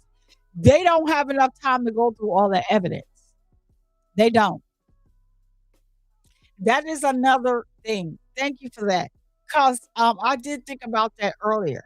But I knew that 40 terabytes was a lot, but I just didn't like I said, I was at my mother's doing whatever I was doing. I just didn't have time to look and see how much it actually was. So we just put that in. That's a lot of evidence. Um like I said, on the computer, that all of that stuff might not be evidence, but it looks like David's attorneys is trying to get this released on a technicality. That's what I take from this. But it could be because, and so that's why I think that it was strategic on the prosecutor's part to do that press conference, because now the information is out there, and now the judge can say, "Listen, they do have this some type of information, of evidence that X, Y, and Z happened, and that is enough to to do whatever." But like I said, they don't have to present their whole case to that grand jury. They already heard part of it. They've already heard testimony from certain people. And they said the prosecutor in LAPD, the lead prosecutor, they said she's a beast. So let's see what happens. I guess they got the prosecutor and the defense attorneys, they're both supposed to be good. So let's see what happens. So it says the judge also agreed to have the medical examiner's report unsealed. Justice is coming for Celeste. So Steve Fisher, that gives me hope, because your last post was a little iffy to me, not the court documents, the one before that. All right. So he says, from the charging documents against David for the red rum of Celeste, we read that already about the sharp instrument. I want to get to the pictures that. What? So it said David Anthony Berg is on the docket for arraignment and plea. Okay, well, he pled not guilty. Yeah, okay. I'm headed to court to watch the arraignment. It happens in the afternoon to get the official charging documents. All right, so here he is. The official charges in the case of the people of the state of California versus David Anthony Berg, count 1, red rum PC 198, special allegations of lying in wait, red rum for financial gain, red rum to prevent testimony. Yeah. Use of a deadly weapon. Count 2, continuous sex abuse of a child. Count 3, mutilate grave remains. Oh, they call it grave remains. Oh, so you know what? So I guess they're like calling like the front of the Tesla like a grave. Wow.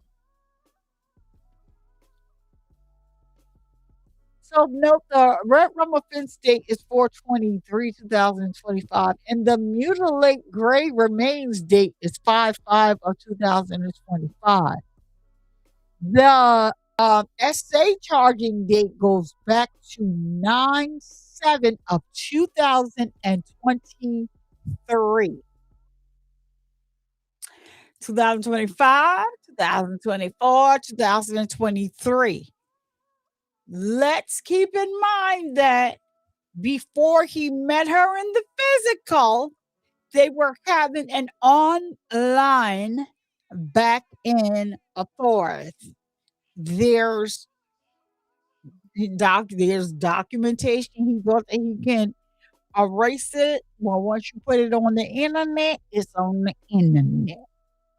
And they can find it. So his arrest date for 16 of 2026. The filing date was for 20. All right. So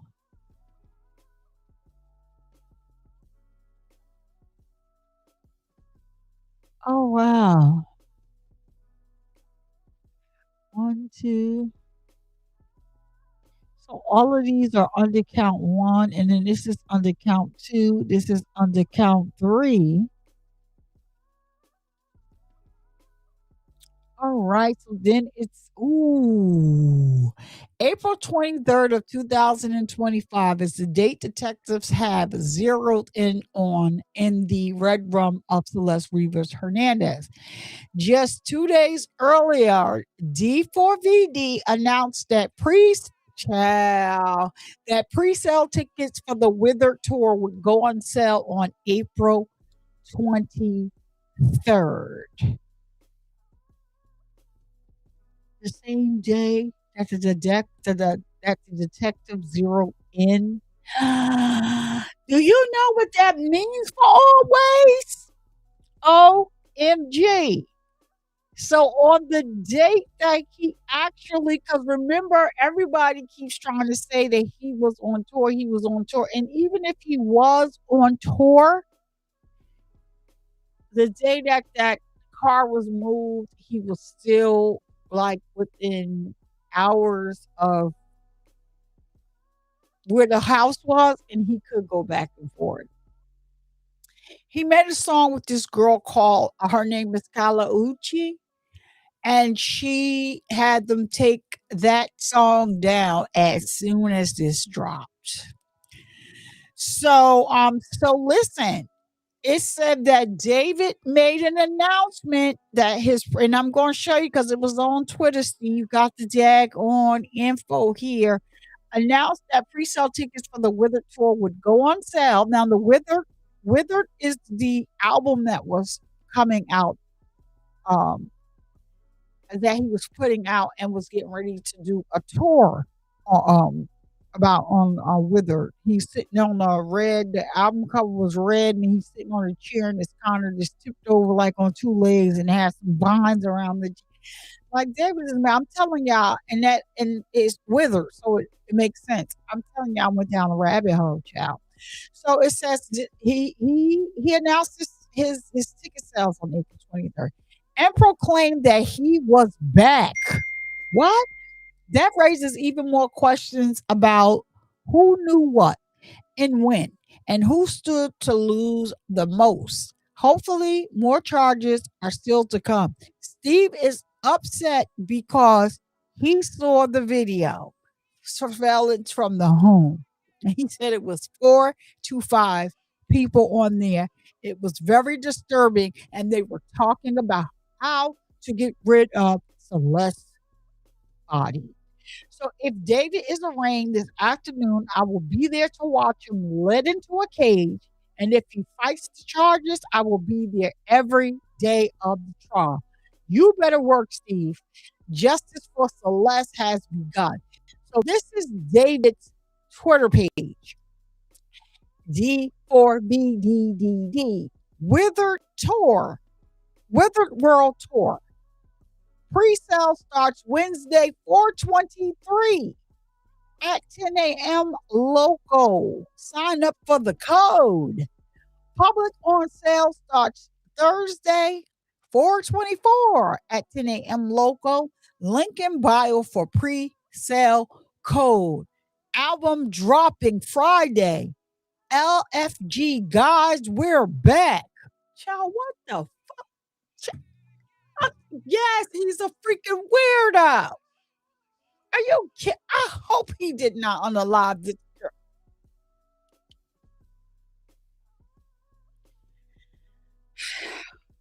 Yeah, I'm so bothered. Okay, so after pounding the table that there was no cause or manner of unaliving in the Celeste Reeves case, TMZ is now trying to backpedal. Oh, this is SF Investigates Steve Fisher. This is not the Survivor Speaks channel saying anything about TMZ. This is, I'm reading from SF Investigates Steve Fisher, and he don't care. So he's saying, according to Steve Fisher, TMZ is now trying to backpedal and make it seem like the medical examiner just ruled her unaliving a homicide. That's not accurate. In my opinion, this was ruled a homicide back on November 21st of 2025 when the motion was filed to seal the records. An emergency motion was filed that day after they were notified that the medical examiner had completed the autopsy report, including the manner of unaliving. The medical examiner itself indicated this at the time. On that same day, they stated they could not release any information, including the cause and manner of unaliving, which strongly suggests those determinations had already been made. Here is their exact statement. On Friday, November 21st, the County of Los Angeles Department of Medical Examiner received a court order initiated by the Los Angeles Police Department. 424 is your first son's birthday. Oh man. So he got a birthday coming up. Okay. No, tell him I said happy birthday. So, the medical that's in a couple days. Okay. So the initiated by the Los Angeles police. Oh, so her unaliving date, according to them, is coming up on the 23rd. Are you kidding me? All right. So it says they placed a security hold on the medical examiner case number 2025-14252, Celeste Rivas Hernandez. No records or details associated with the case, including the cause and manner of unaliving a medical examiner report, can be released or posted on the website until further notice. I'm kind of glad that they did that. I mean, everybody pushing and pulling their hair out and mad because normally this is not the way the way things go. But I'm kind of glad that they did that. I mean, I guess, they can do things as, they see fit, and they were trying to get like some type of justice for this girl. And I'm glad to see that they were. And I'm glad to see that it's now here. And I hope that they just don't make any technical mistakes and let this guy walk. Because this is crazy. And I will also say, I know that it's getting ready to come. I know that it's coming. I know that it's coming. He's not going to get a fair trial. We need to move the trial. The world is waiting for this. So I don't know if you're going to freaking find out. You're going to find somebody where you can say he's not going to get a fair trial. As long as the people that sit on the jury said that they can set whatever they heard aside and they can make a determination based on the evidence, that's the question that they cannot forget to ask about this case. Anywhere that is heard, period, point blank, in a story. Everybody is into this case in the United States and outside of the United States, because he was an international celebrity. And he definitely can't ever go back to like the Japan, Korean, and all that other stuff. They do not play the PDF game over there when it comes to children. That's the one thing I'm going to tell you. They don't play that over there. They don't like them. So now he got 2 strikes against him. The first one I'm not going to say, because I don't want nobody to be people get all in uproar for nothing. But it's really not like that. I have a girlfriend that's this is year 4 for her. She moved to China 4 years ago. She has a very lucrative business over there. She also has an international shipping company over there as well. So they love her over there. Um, so Thursday, yes, she will be past a year. No, it's more than it's yeah, you're right. Yeah. Okay. Yup. According to what they're saying, changing the venue will not matter. It's not. Let me leave that on the screen, because I know that one is coming next. He's not going to get a fair trial anywhere he goes, as long as somebody is able to set aside all of the stuff that they heard and able to listen to the evidence. We're going to follow the evidence.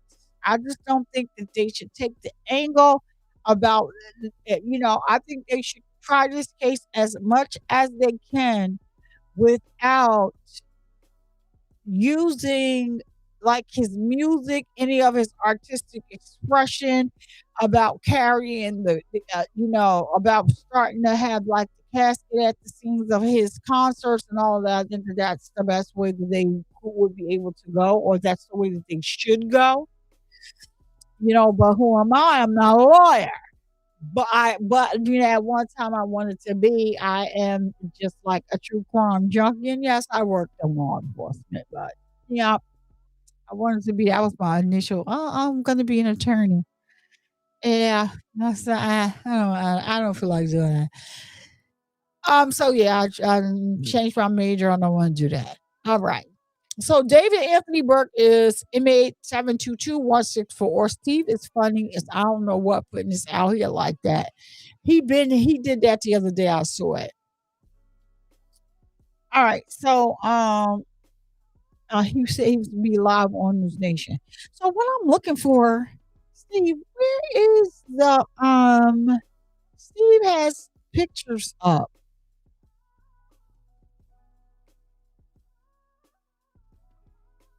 Oh, he talking about Nancy Guthrie. Oh, okay, and using drone still images to map entire areas. Yeah, they are useful. Like when I was also a licensed realtor, and one of the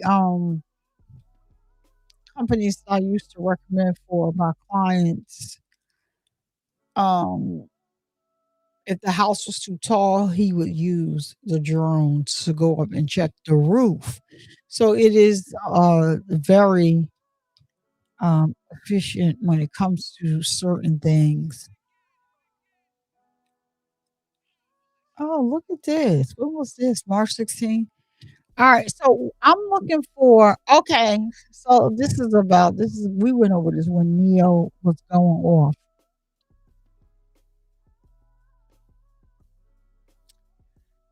I think the worst part is that I've told so many people that I trust and I thought knew me as a person. He is just, yeah, Steve was mad, uh, circling all the me's and I's in this post he put up on, I think it was his Instagram. Steve is ready for this. And TMZ had it up there. Ooh. I thought they knew me as a person. My side of things, all for that to be thrown out the effing window as soon as I get arrested, and they slap that. Oh, he called him a uh a D head, a dick head, a dirk head name next to mine. Y'all was cool. Don't try that. Don't try that, Neo. You were right there with him. And for the record, the thing I was arrested for, I wasn't even charged. They never filed it, and my warrant was retracted because there was more to the story than what's on the news. So that is why I am thinking that Neo ran his mouth. Okay. But wait a minute, Steve. Where are those pictures? He got a video up. I saw them like as soon as you clicked on the page before I went live. Um, and I believe he had those pictures on here before. Where's the pictures, Steve?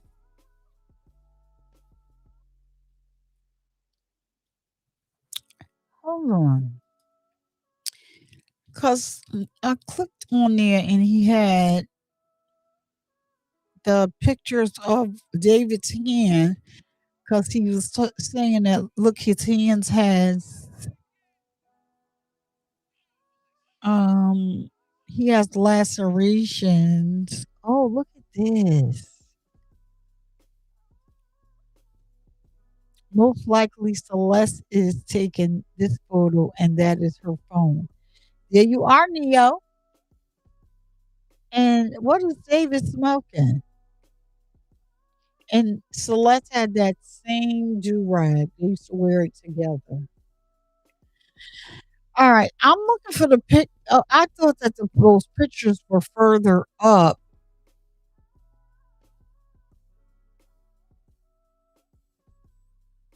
So this is the last picture I think I want to say he said that she took. That's Celeste. Hair is curly. See how her hair is curly in this picture? Oh, that's you can't really see that because she's just. And so the fake Celeste that you tried it, David. You tried it. So yeah, Steve, where is the I know this is a picture that he said. All right, so this picture was taken December 30th of 2024. You see that? You see that picture of Celeste? That was taken on December 30th, 2024 at 11:57 p.m. she looks like she is under the influence here.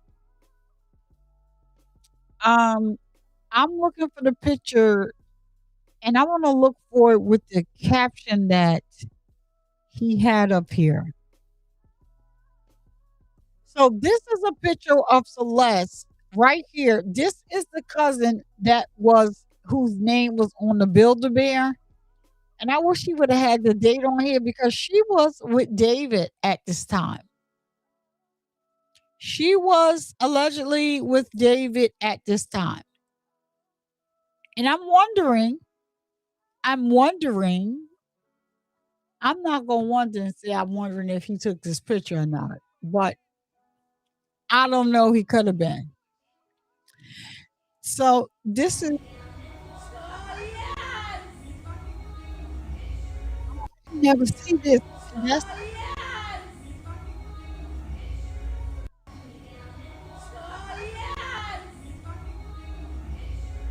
that's Celeste.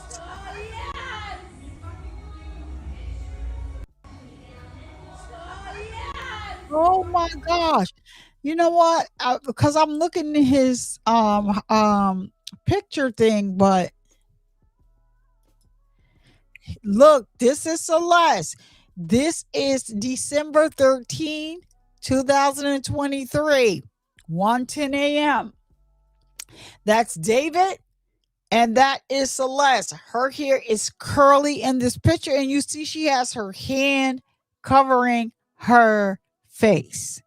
Whenever you see the girl with the part down her hair, or she is blocking part of her face, that is Celeste.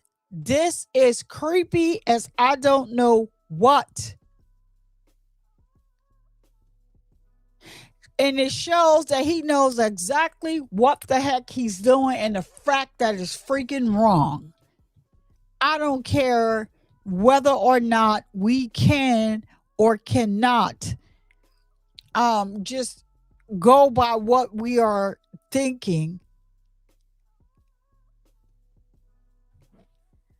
I don't care. He knows what it is. Oh, he something in Texas. Oh wow. Oh, I'm gonna have to go and find these freaking. So these are just the pictures on his page. So Stephen Fisher, that's something else that doesn't have nothing to do with David. I want to see those pictures. This is where they found the key at. So there's a neighbor. This is where you see where it says key. That's where the neighbor found the Tesla key, and looks like it was just placed there. Steve, I thought you had a more up a close picture of that. And the neighbor, not only did they find it, they picked it up. The neighbor that found it. I don't know why he made a big deal about this air freshener, but you would normally, I mean, that's not odd to have an air freshener in the car. That's what it's for. It's a car air freshener. I'm not sure what correlation he's making about that. But this guy here is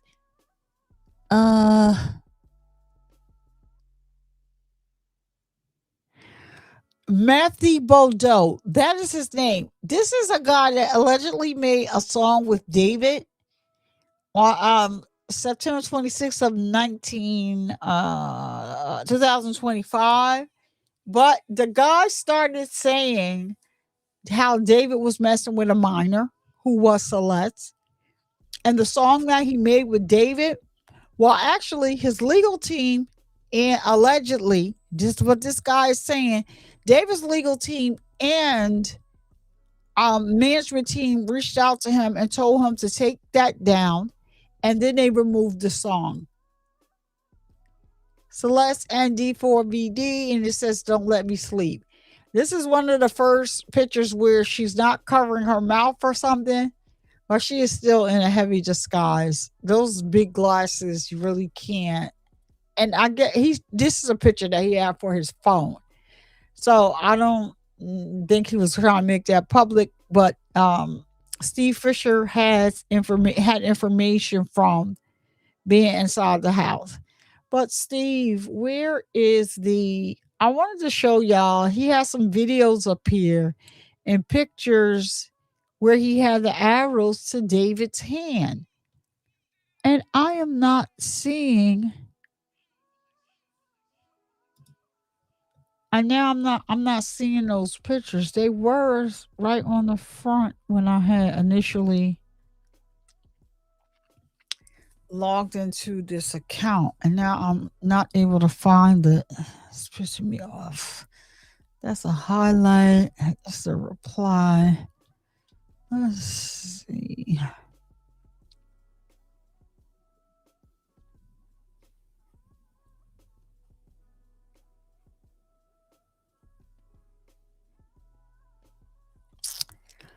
Oh, Grizzly is over here getting information and stuff like that. Oh gosh. All right. That's not work, and so let me go to post because I know I'm not. When I clicked in here, after reading replies to my last post about the possible lateral wound on David's hand, it appears this is not an open wound, but rather a temporary tattoo. Thank you to those that pointed this out. Oh, so he may have taken it down because of that. All right. Somebody said that that wasn't a wound, and so he may have removed it. Because I'm like, wait a minute, I just saw that. All right, so I don't know what happened. I guess somebody pointed out to him that that wasn't a laceration, but that was something. And let me see when he put that up here.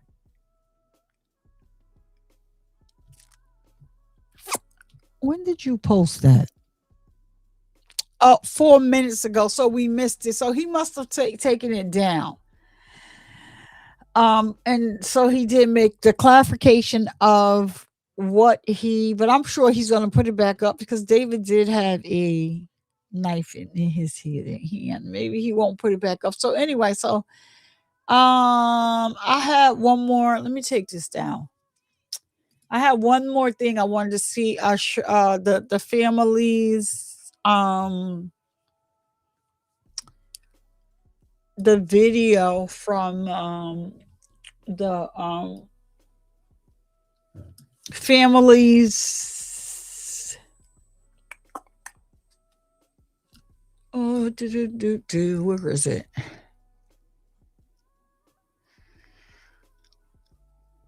Oh, okay. Here it is. All right. So oh, what happened? Oh, okay. So the family allegedly made a statement today. So it's easier if I do it this way. All right, let me make it its own tab. Share this tab instead. Is it over there? Yeah. All right. So I'm going to bring it on the screen. So the family actually made a break their silence. Oh my gosh. I'm gonna use this one. Shout out to CBS News.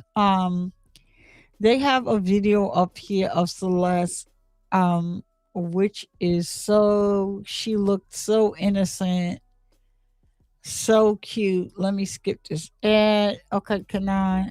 All right, thank you. Go back, y'all. Just all right. So let me bring it over, and we're gonna take a look at this thing here. It's from the family of Celeste. It's all right. Wait a minute. Am I sharing the wrong tab? The heck? Hold on. That's not. I'm sharing. Let me see. Hold on. This is not the right thing. Why is it sharing the wrong thing? Hold on a minute. Screen share. says that I'm sharing it already. I'm not.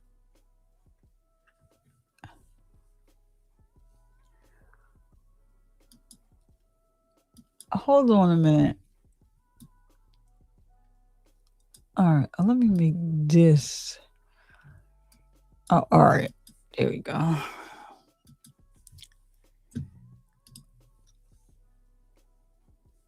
No. Oh, that is. Hold on. All right, so there we go. Let's make this full screen. Let's take the mute off. All right, here we go. In the family of Celeste Rivas Hernandez, the 14-year-old girl found dead in the trunk of a singer's car, has released their public statement. They say, quote, Celeste was a beautiful, strong girl who loved to sing and dance. Every Friday night was movie night, and we spent wonderful times together. We love her very much, and she always told us that she loved us. We miss her deeply. All we want is justice for Celeste. They also sent us this new picture of Celeste playing in the snow. The statement comes a day after singer David appeared in court for her murder. Celeste's remains were found in David's car last September. Can we go it took back? 7 months Can before. we go back? Are you kidding me? Look at that baby.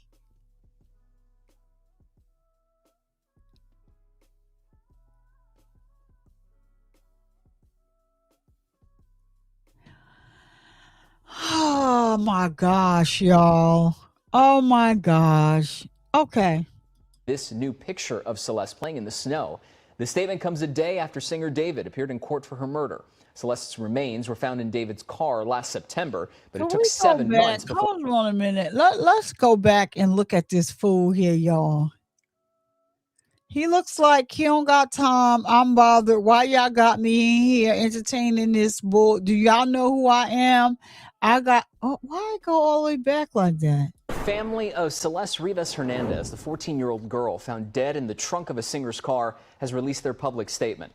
They say, quote, Celeste was a beautiful, strong girl who loved to sing and dance. Every Friday night was movie night, and we spent wonderful times together. We love her very much, and she always told us that she loved us. We missed her deeply. All we want is justice for Celeste. They also sent us this new picture of Celeste playing in the snow. The statement comes a day after singing. He looks like I don't got time to be here. She looks about 20 years old there. In the picture, was she on that purple suit? No, she looks like a little kid. She looked younger than 13 or 14. She looks like, I don't think she looks 20 years old in that picture.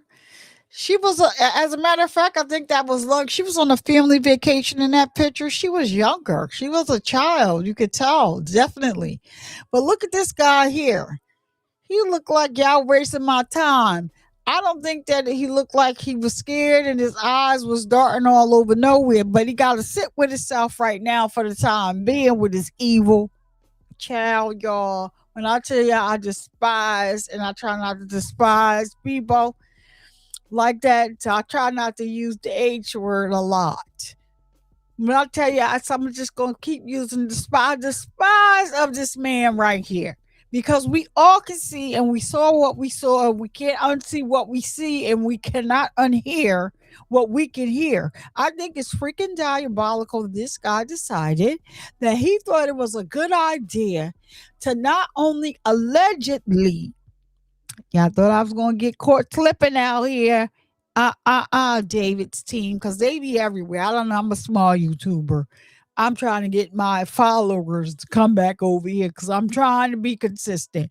But I don't know why he thought that it was a good idea to put that girl's voice in a song, and the lyrics were disgusting.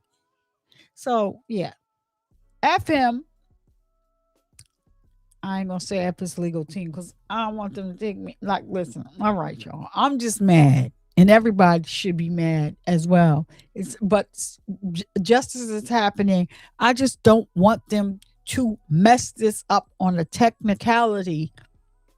Because once evidence is once evidence is used and whatever, he could get out. But they got so much evidence. I've already read to you what 40 terabytes of information is. I'm not saying that all of those terabytes, because there's no way that that's all evidence against Celeste or whatever, but it's also going to take a look into David's life. So it's probably going to reveal more about, because like I said, I heard this was not the first time. And then you all already know that he went to those schools that we did see him outside of, talking to those children that he did not. Oh, you meant 10 years old? Yes. Because I'm like 24 always. What? Yeah, she looked to be about 10, possibly 9 in that picture. So that was a family picture, probably before this monster came along. But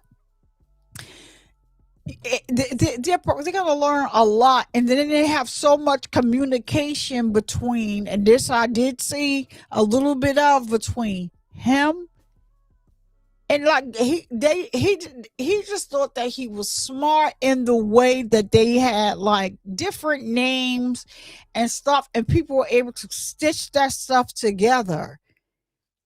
All the fictitious names and stuff that he was using, once they tap into that IP address, sir, once they look at that digital footprint, sir, and there's something about that cousin of hers.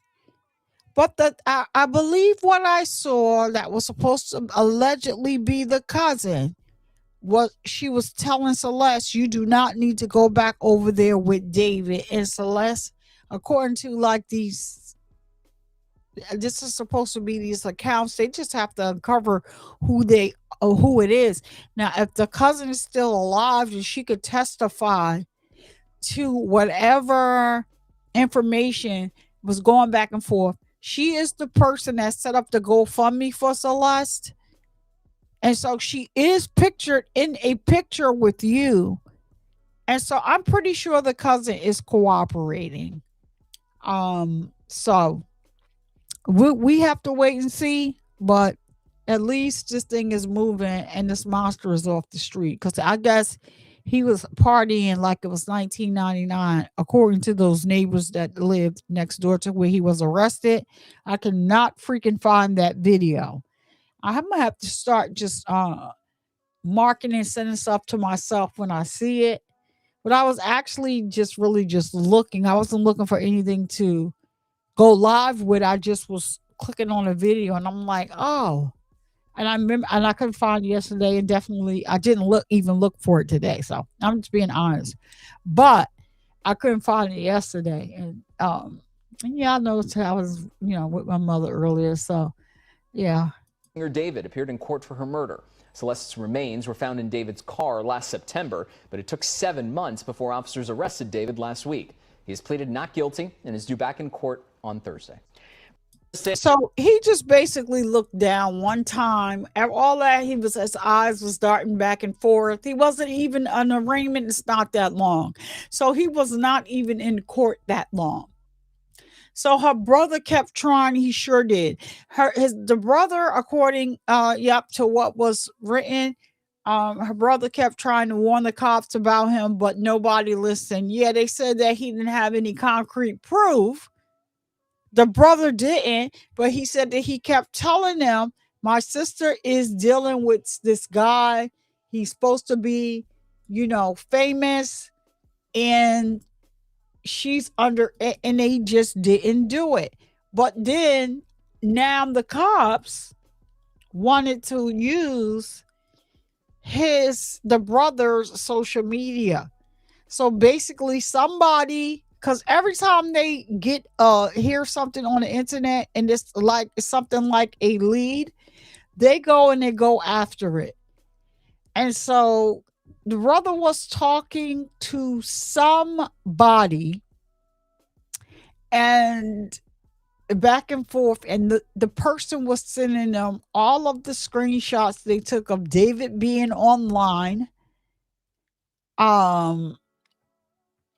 and everything. The post where David went online one day, and I forget how old. I don't. I want to say the post that I'm talking about. Um, I don't think Celeste had met him at that time. It was just like an online thing. He came in the chat and was like, "Is Celeste in here?" And then she said, "Yes, I'm here, David." And then she said, "Bark, Bark. That's what it said. So yes, so there we are. That is just some of the stuff I wanted to go over with you guys. I definitely wanted to show you that freaking song. Or well, the video of him like standing around, and then the lyrics of the song. How freaking ironic. He's disgusting. That's all I gotta say about what I gotta say. And I'm gonna say it again. He is presumed to be innocent, and and have a trial in front of a jury of his peers. He has been charged but has not been found guilty as of yet. A lot of times these people play it right to the end, to where their lives is in the hands of other people. What David needs to realize is his career was short-lived, right? In the eyes of the world, like I said, he was making money before the deal, via these social media platforms. Let me see if I can. This is what. Let me show y'all this real quick, because this shit got on my nerve. Is this his security? Because I was like, hold on, y'all. This is funny as heck. Let me share. Let me share. Let me share this with y'all, because it's supposed to be his freaking security. I just can't. What he gonna do if somebody come after him? Hold on a daggone minute. I saw this yesterday, and I was like, what in the heck is going on here? Let me see if I can make this full screen so I can show you. So is this full screen? All right. Can y'all see that? Let me take this comment down. Can you see that? Hold on. Let me see if I can move this out and we make this a little bigger, because I'm trying to figure out, is that his security? Because what is his security going to do? If that is his security, child, this is a whole mess. Let me see if I can zoom. Okay, so yeah, let me zoom. That's better for y'all. Yeah. All right, let me see. Can I hold on? Because I want y'all to see this, because I'm just trying to figure out. Let me see if I can bring this in a little bit. And if I do this, no, that's not. Okay, so it does bring it out a little bit. All right. I want to know if this is, shoot. I want to know if it, yeah, that's the way it is. Is this guy in the back of David his freaking security? First of all, David got his nails painted black. Okay, girl. But what is, look at this, look at his security. Is that his security? Is that his security with them high heels on? If somebody clip him, what he gonna do? Child, the heel of that boot is clear. What is he gonna do? Oh, well, you know, we did see that guy that had on the pink boots that was doing all that flipping, and so let me scale that back. I don't know. The picture just yesterday, I just was like, what is he gonna do if his angle twists to the side? But I forgot about that that guy that was. But I think this is a security. He got on the full leg. The boots is high. I like those boots. I probably would prefer a different heel, because those is clear. But I like his boots. They look like they real leather. I don't know. But he got on this little leather, and then he got on his little see-through shirt. Is that just security, David? Thank you so much for always. Everybody hit the like button if you come in here and you're getting ready to leave, because we about to leave. We've been here a long time. That's a free way to support the show. Hit the like button. We already went over the video. of this guy's disgusting lyrics and how he had this little girl's voice in the music and the lyrics was disgusting. Talking about don't tell nobody about it.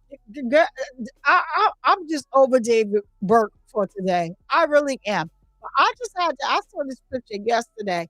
Ciao. That's your security.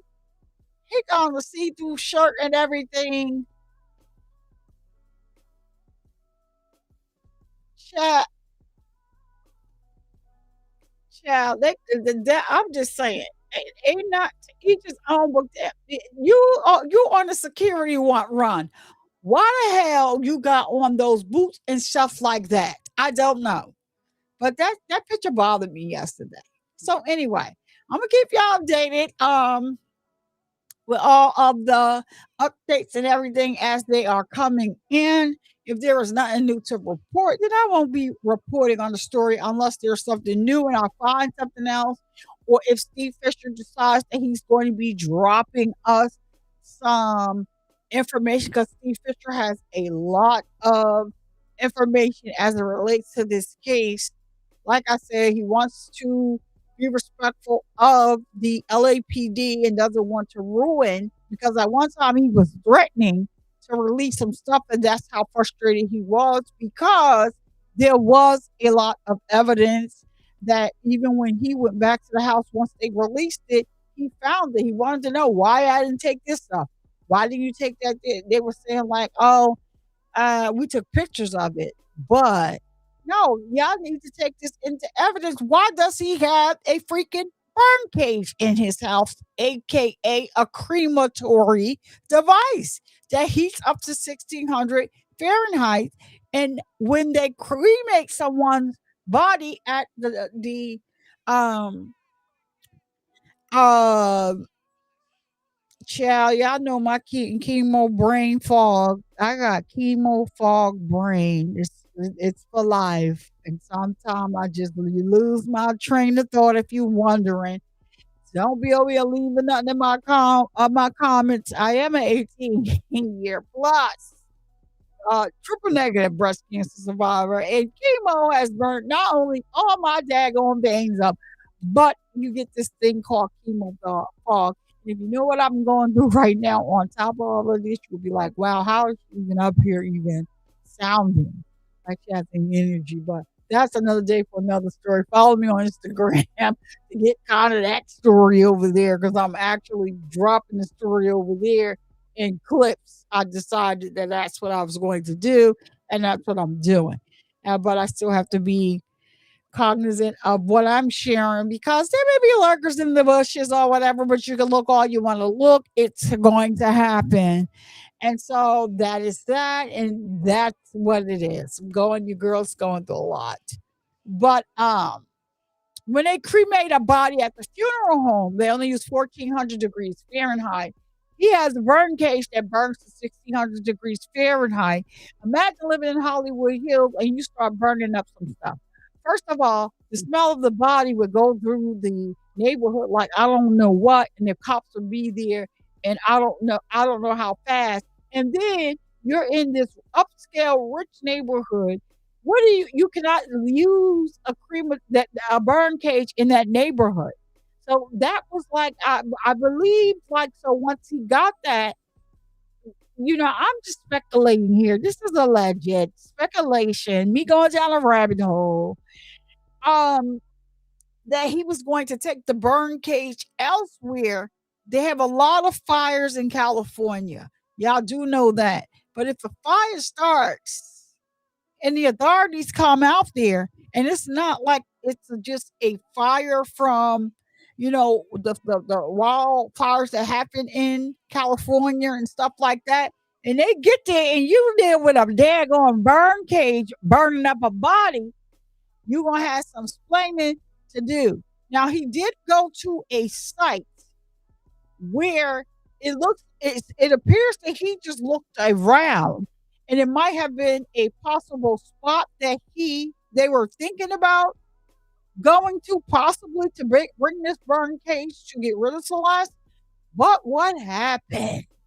the brush fires started in the area where he was, and they couldn't go back there because there was fires that had just in California. You never know what you're gonna get. But yeah, this is so basically, and again, the burn cage that when they delivered it to him was delivered under a fictitious name. Let me tell you how I think these dummies think they got everything everything covered. He's probably going to say, well, we didn't want anybody to know that he lived here. But look, do people, so one of his managers, he had a day-to-day manager that did sit in front of the grand jury also already. So I'm pretty sure that his manager spoke with his attorneys already. So he had a day-to-day manager. And who was paying for the rent in the new Hollywood Hills home that he was renting? Inquiry minds would like to know who was paying for that, because where he was, they was paying $20,000 a month in the home where all the traffic was and everybody was, coming, because that's allegedly part of the crime. And Celeste allegedly was at that house. That video that I showed y'all quickly on Steven's page, that is a Celeste outside of the home in Hollywood Hills. But where they arrested him at, it's not too far from where he was renting that home at. So I'm pretty sure it's probably in the same ballpark. The rent is in the same ballpark. I'm gonna do a little digging. I need to see what that address is. And if I get the address, you basically can go online and see how much money was he paying for that location a month. That they didn't say. The $20,000 a month was for the location where he moved from where the Tesla was parked at outside. So where he locked him up at was not too far from there. How much rent was you paying? They said you was partying like it was 1999, David. That's what his neighbors said. They're glad that they came and got him because they was over there partying like it was 1999. I just don't understand. And so that's for me. When I hear that, it could be one or two things. He didn't think they was gonna get his hold on, where's my tab? He didn't think they was gonna get it. Or he knew that they was gonna get his ass, so he figured that he was partying like it was 1999. And I want to get let me get it all out, because I might not ever dance again if they ever come here. But they wasn't ready for the swoop down. They didn't let his attorney know nothing. But the narrative that they're trying to run with is that they just went there and picked him up. Nah, that was a concerted effort. Those people had U.S. Marshals on the back of the vest. I don't want to hear that. Stop with all this nonsense, all this false narrative, all the backtracking, triangulated, triangulated news stations and friends of attorneys and stuff, and y'all putting information out here. I'm not understanding why we are backtracking on things and trying to make it questionable. Oh, they may have jumped out the gate wrong, and then today you feel in a different way and stuff. Stop with all of the triangulation of the information, so that in a way to kind of like confuse the public. We're not dumb. I just want to say that we're not dumb. Stop that. It doesn't look good on you. And I'm just looking at stuff like this whole thing was kind of messy to me. I do believe that they did know, because who alerted the people to go there and for them to get this exclusive freaking footage before Well, you know what? They must have paid the neighbor for the footage, because initially the footage that they put up was um taken through an upstairs window where they had a screen in it, and the neighbors must have been looking down. So more than likely they paid for that. And then the other footage came out right after that. Nonetheless, they still had footage, but stop with all, everything that y'all trying, that you're putting out here. This girl was somebody's child, brother, excuse me, sister, cousin, niece, daughter, child, preyed upon by a multi-millionaire. There were other adults around that saw this, knew this was inappropriate. I'm not buying all that. Y'all thought she was 19 years old because she had all these fake IDs. How did she get the fake IDs? In the beginning, y'all was trying to drag her through the mud and make her the problem. She's a problem child. You started putting out all of this news about this baby. No, she's the victim in all of this, however we want to look at it. I need people to stop saying, or stop acting like grooming isn't a thing, and stop saying, oh, these girls are fast. The same thing y'all was, certain people was talking about in the Naziah Harris case. But when it came out about all the other children that was affected, even down to the 4-year-old in the driver's butts case that had STD and or STI, whichever one, however you want to look at it. And then it's only, but there's always these crazy people on here talking about, oh, these girls are too fast and they're this and they're that. I'm not blaming any of these freaking victims. They're being victimized and groomed by men or women, but I'm going to speak for men at this point that wouldn't be able to handle and couldn't get some grown woman. That's what it is. You can't handle it because you don't want to handle all the responsibility that comes with the relationships with older women. You got women out here that act like kids too. Go and groom them. At least they of age. They have the will. As long as they're not somebody that's disabled or has a mental illness, if a grown woman wants to have you play with you like that, then that's what you do. But y'all preying on these children. There are some adults that are still virgins, haven't been touched. Find them. I'm getting ready to go, y'all. I know I went off on a tangent, but it just makes me so mad because you talk about this stuff and you have to come back to see messages from people that people leave. And I'm just like, do I respond and block them, or I'm going to just delete and block? I'm just going to delete and block all the time, all across, for everything. Bullying a baby online. I don't do any of that over here. I don't do that. We're not bullying no babies. We're not talking about these children that are being groomed. There are victims that are not getting justice right now that were children when they were taken advantage of.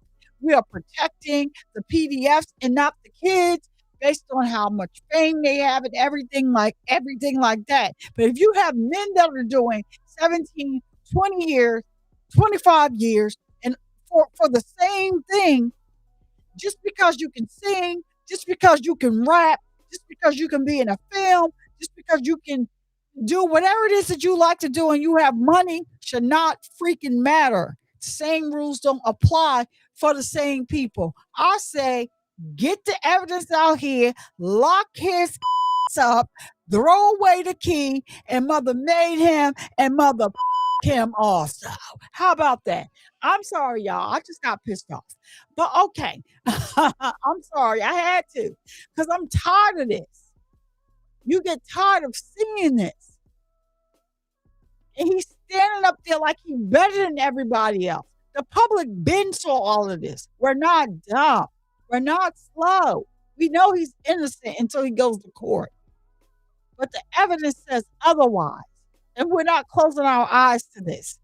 And we're going to keep watching, keep looking at this case, and keep watching until Celeste and anybody else that was a victim, allegedly at this point, still got to say allegedly, of D4vd until they get freaking justice. I'm Survivor Speaks. I said what I said. It wouldn't be me if I didn't leave you with the fact that men get breast cancer too.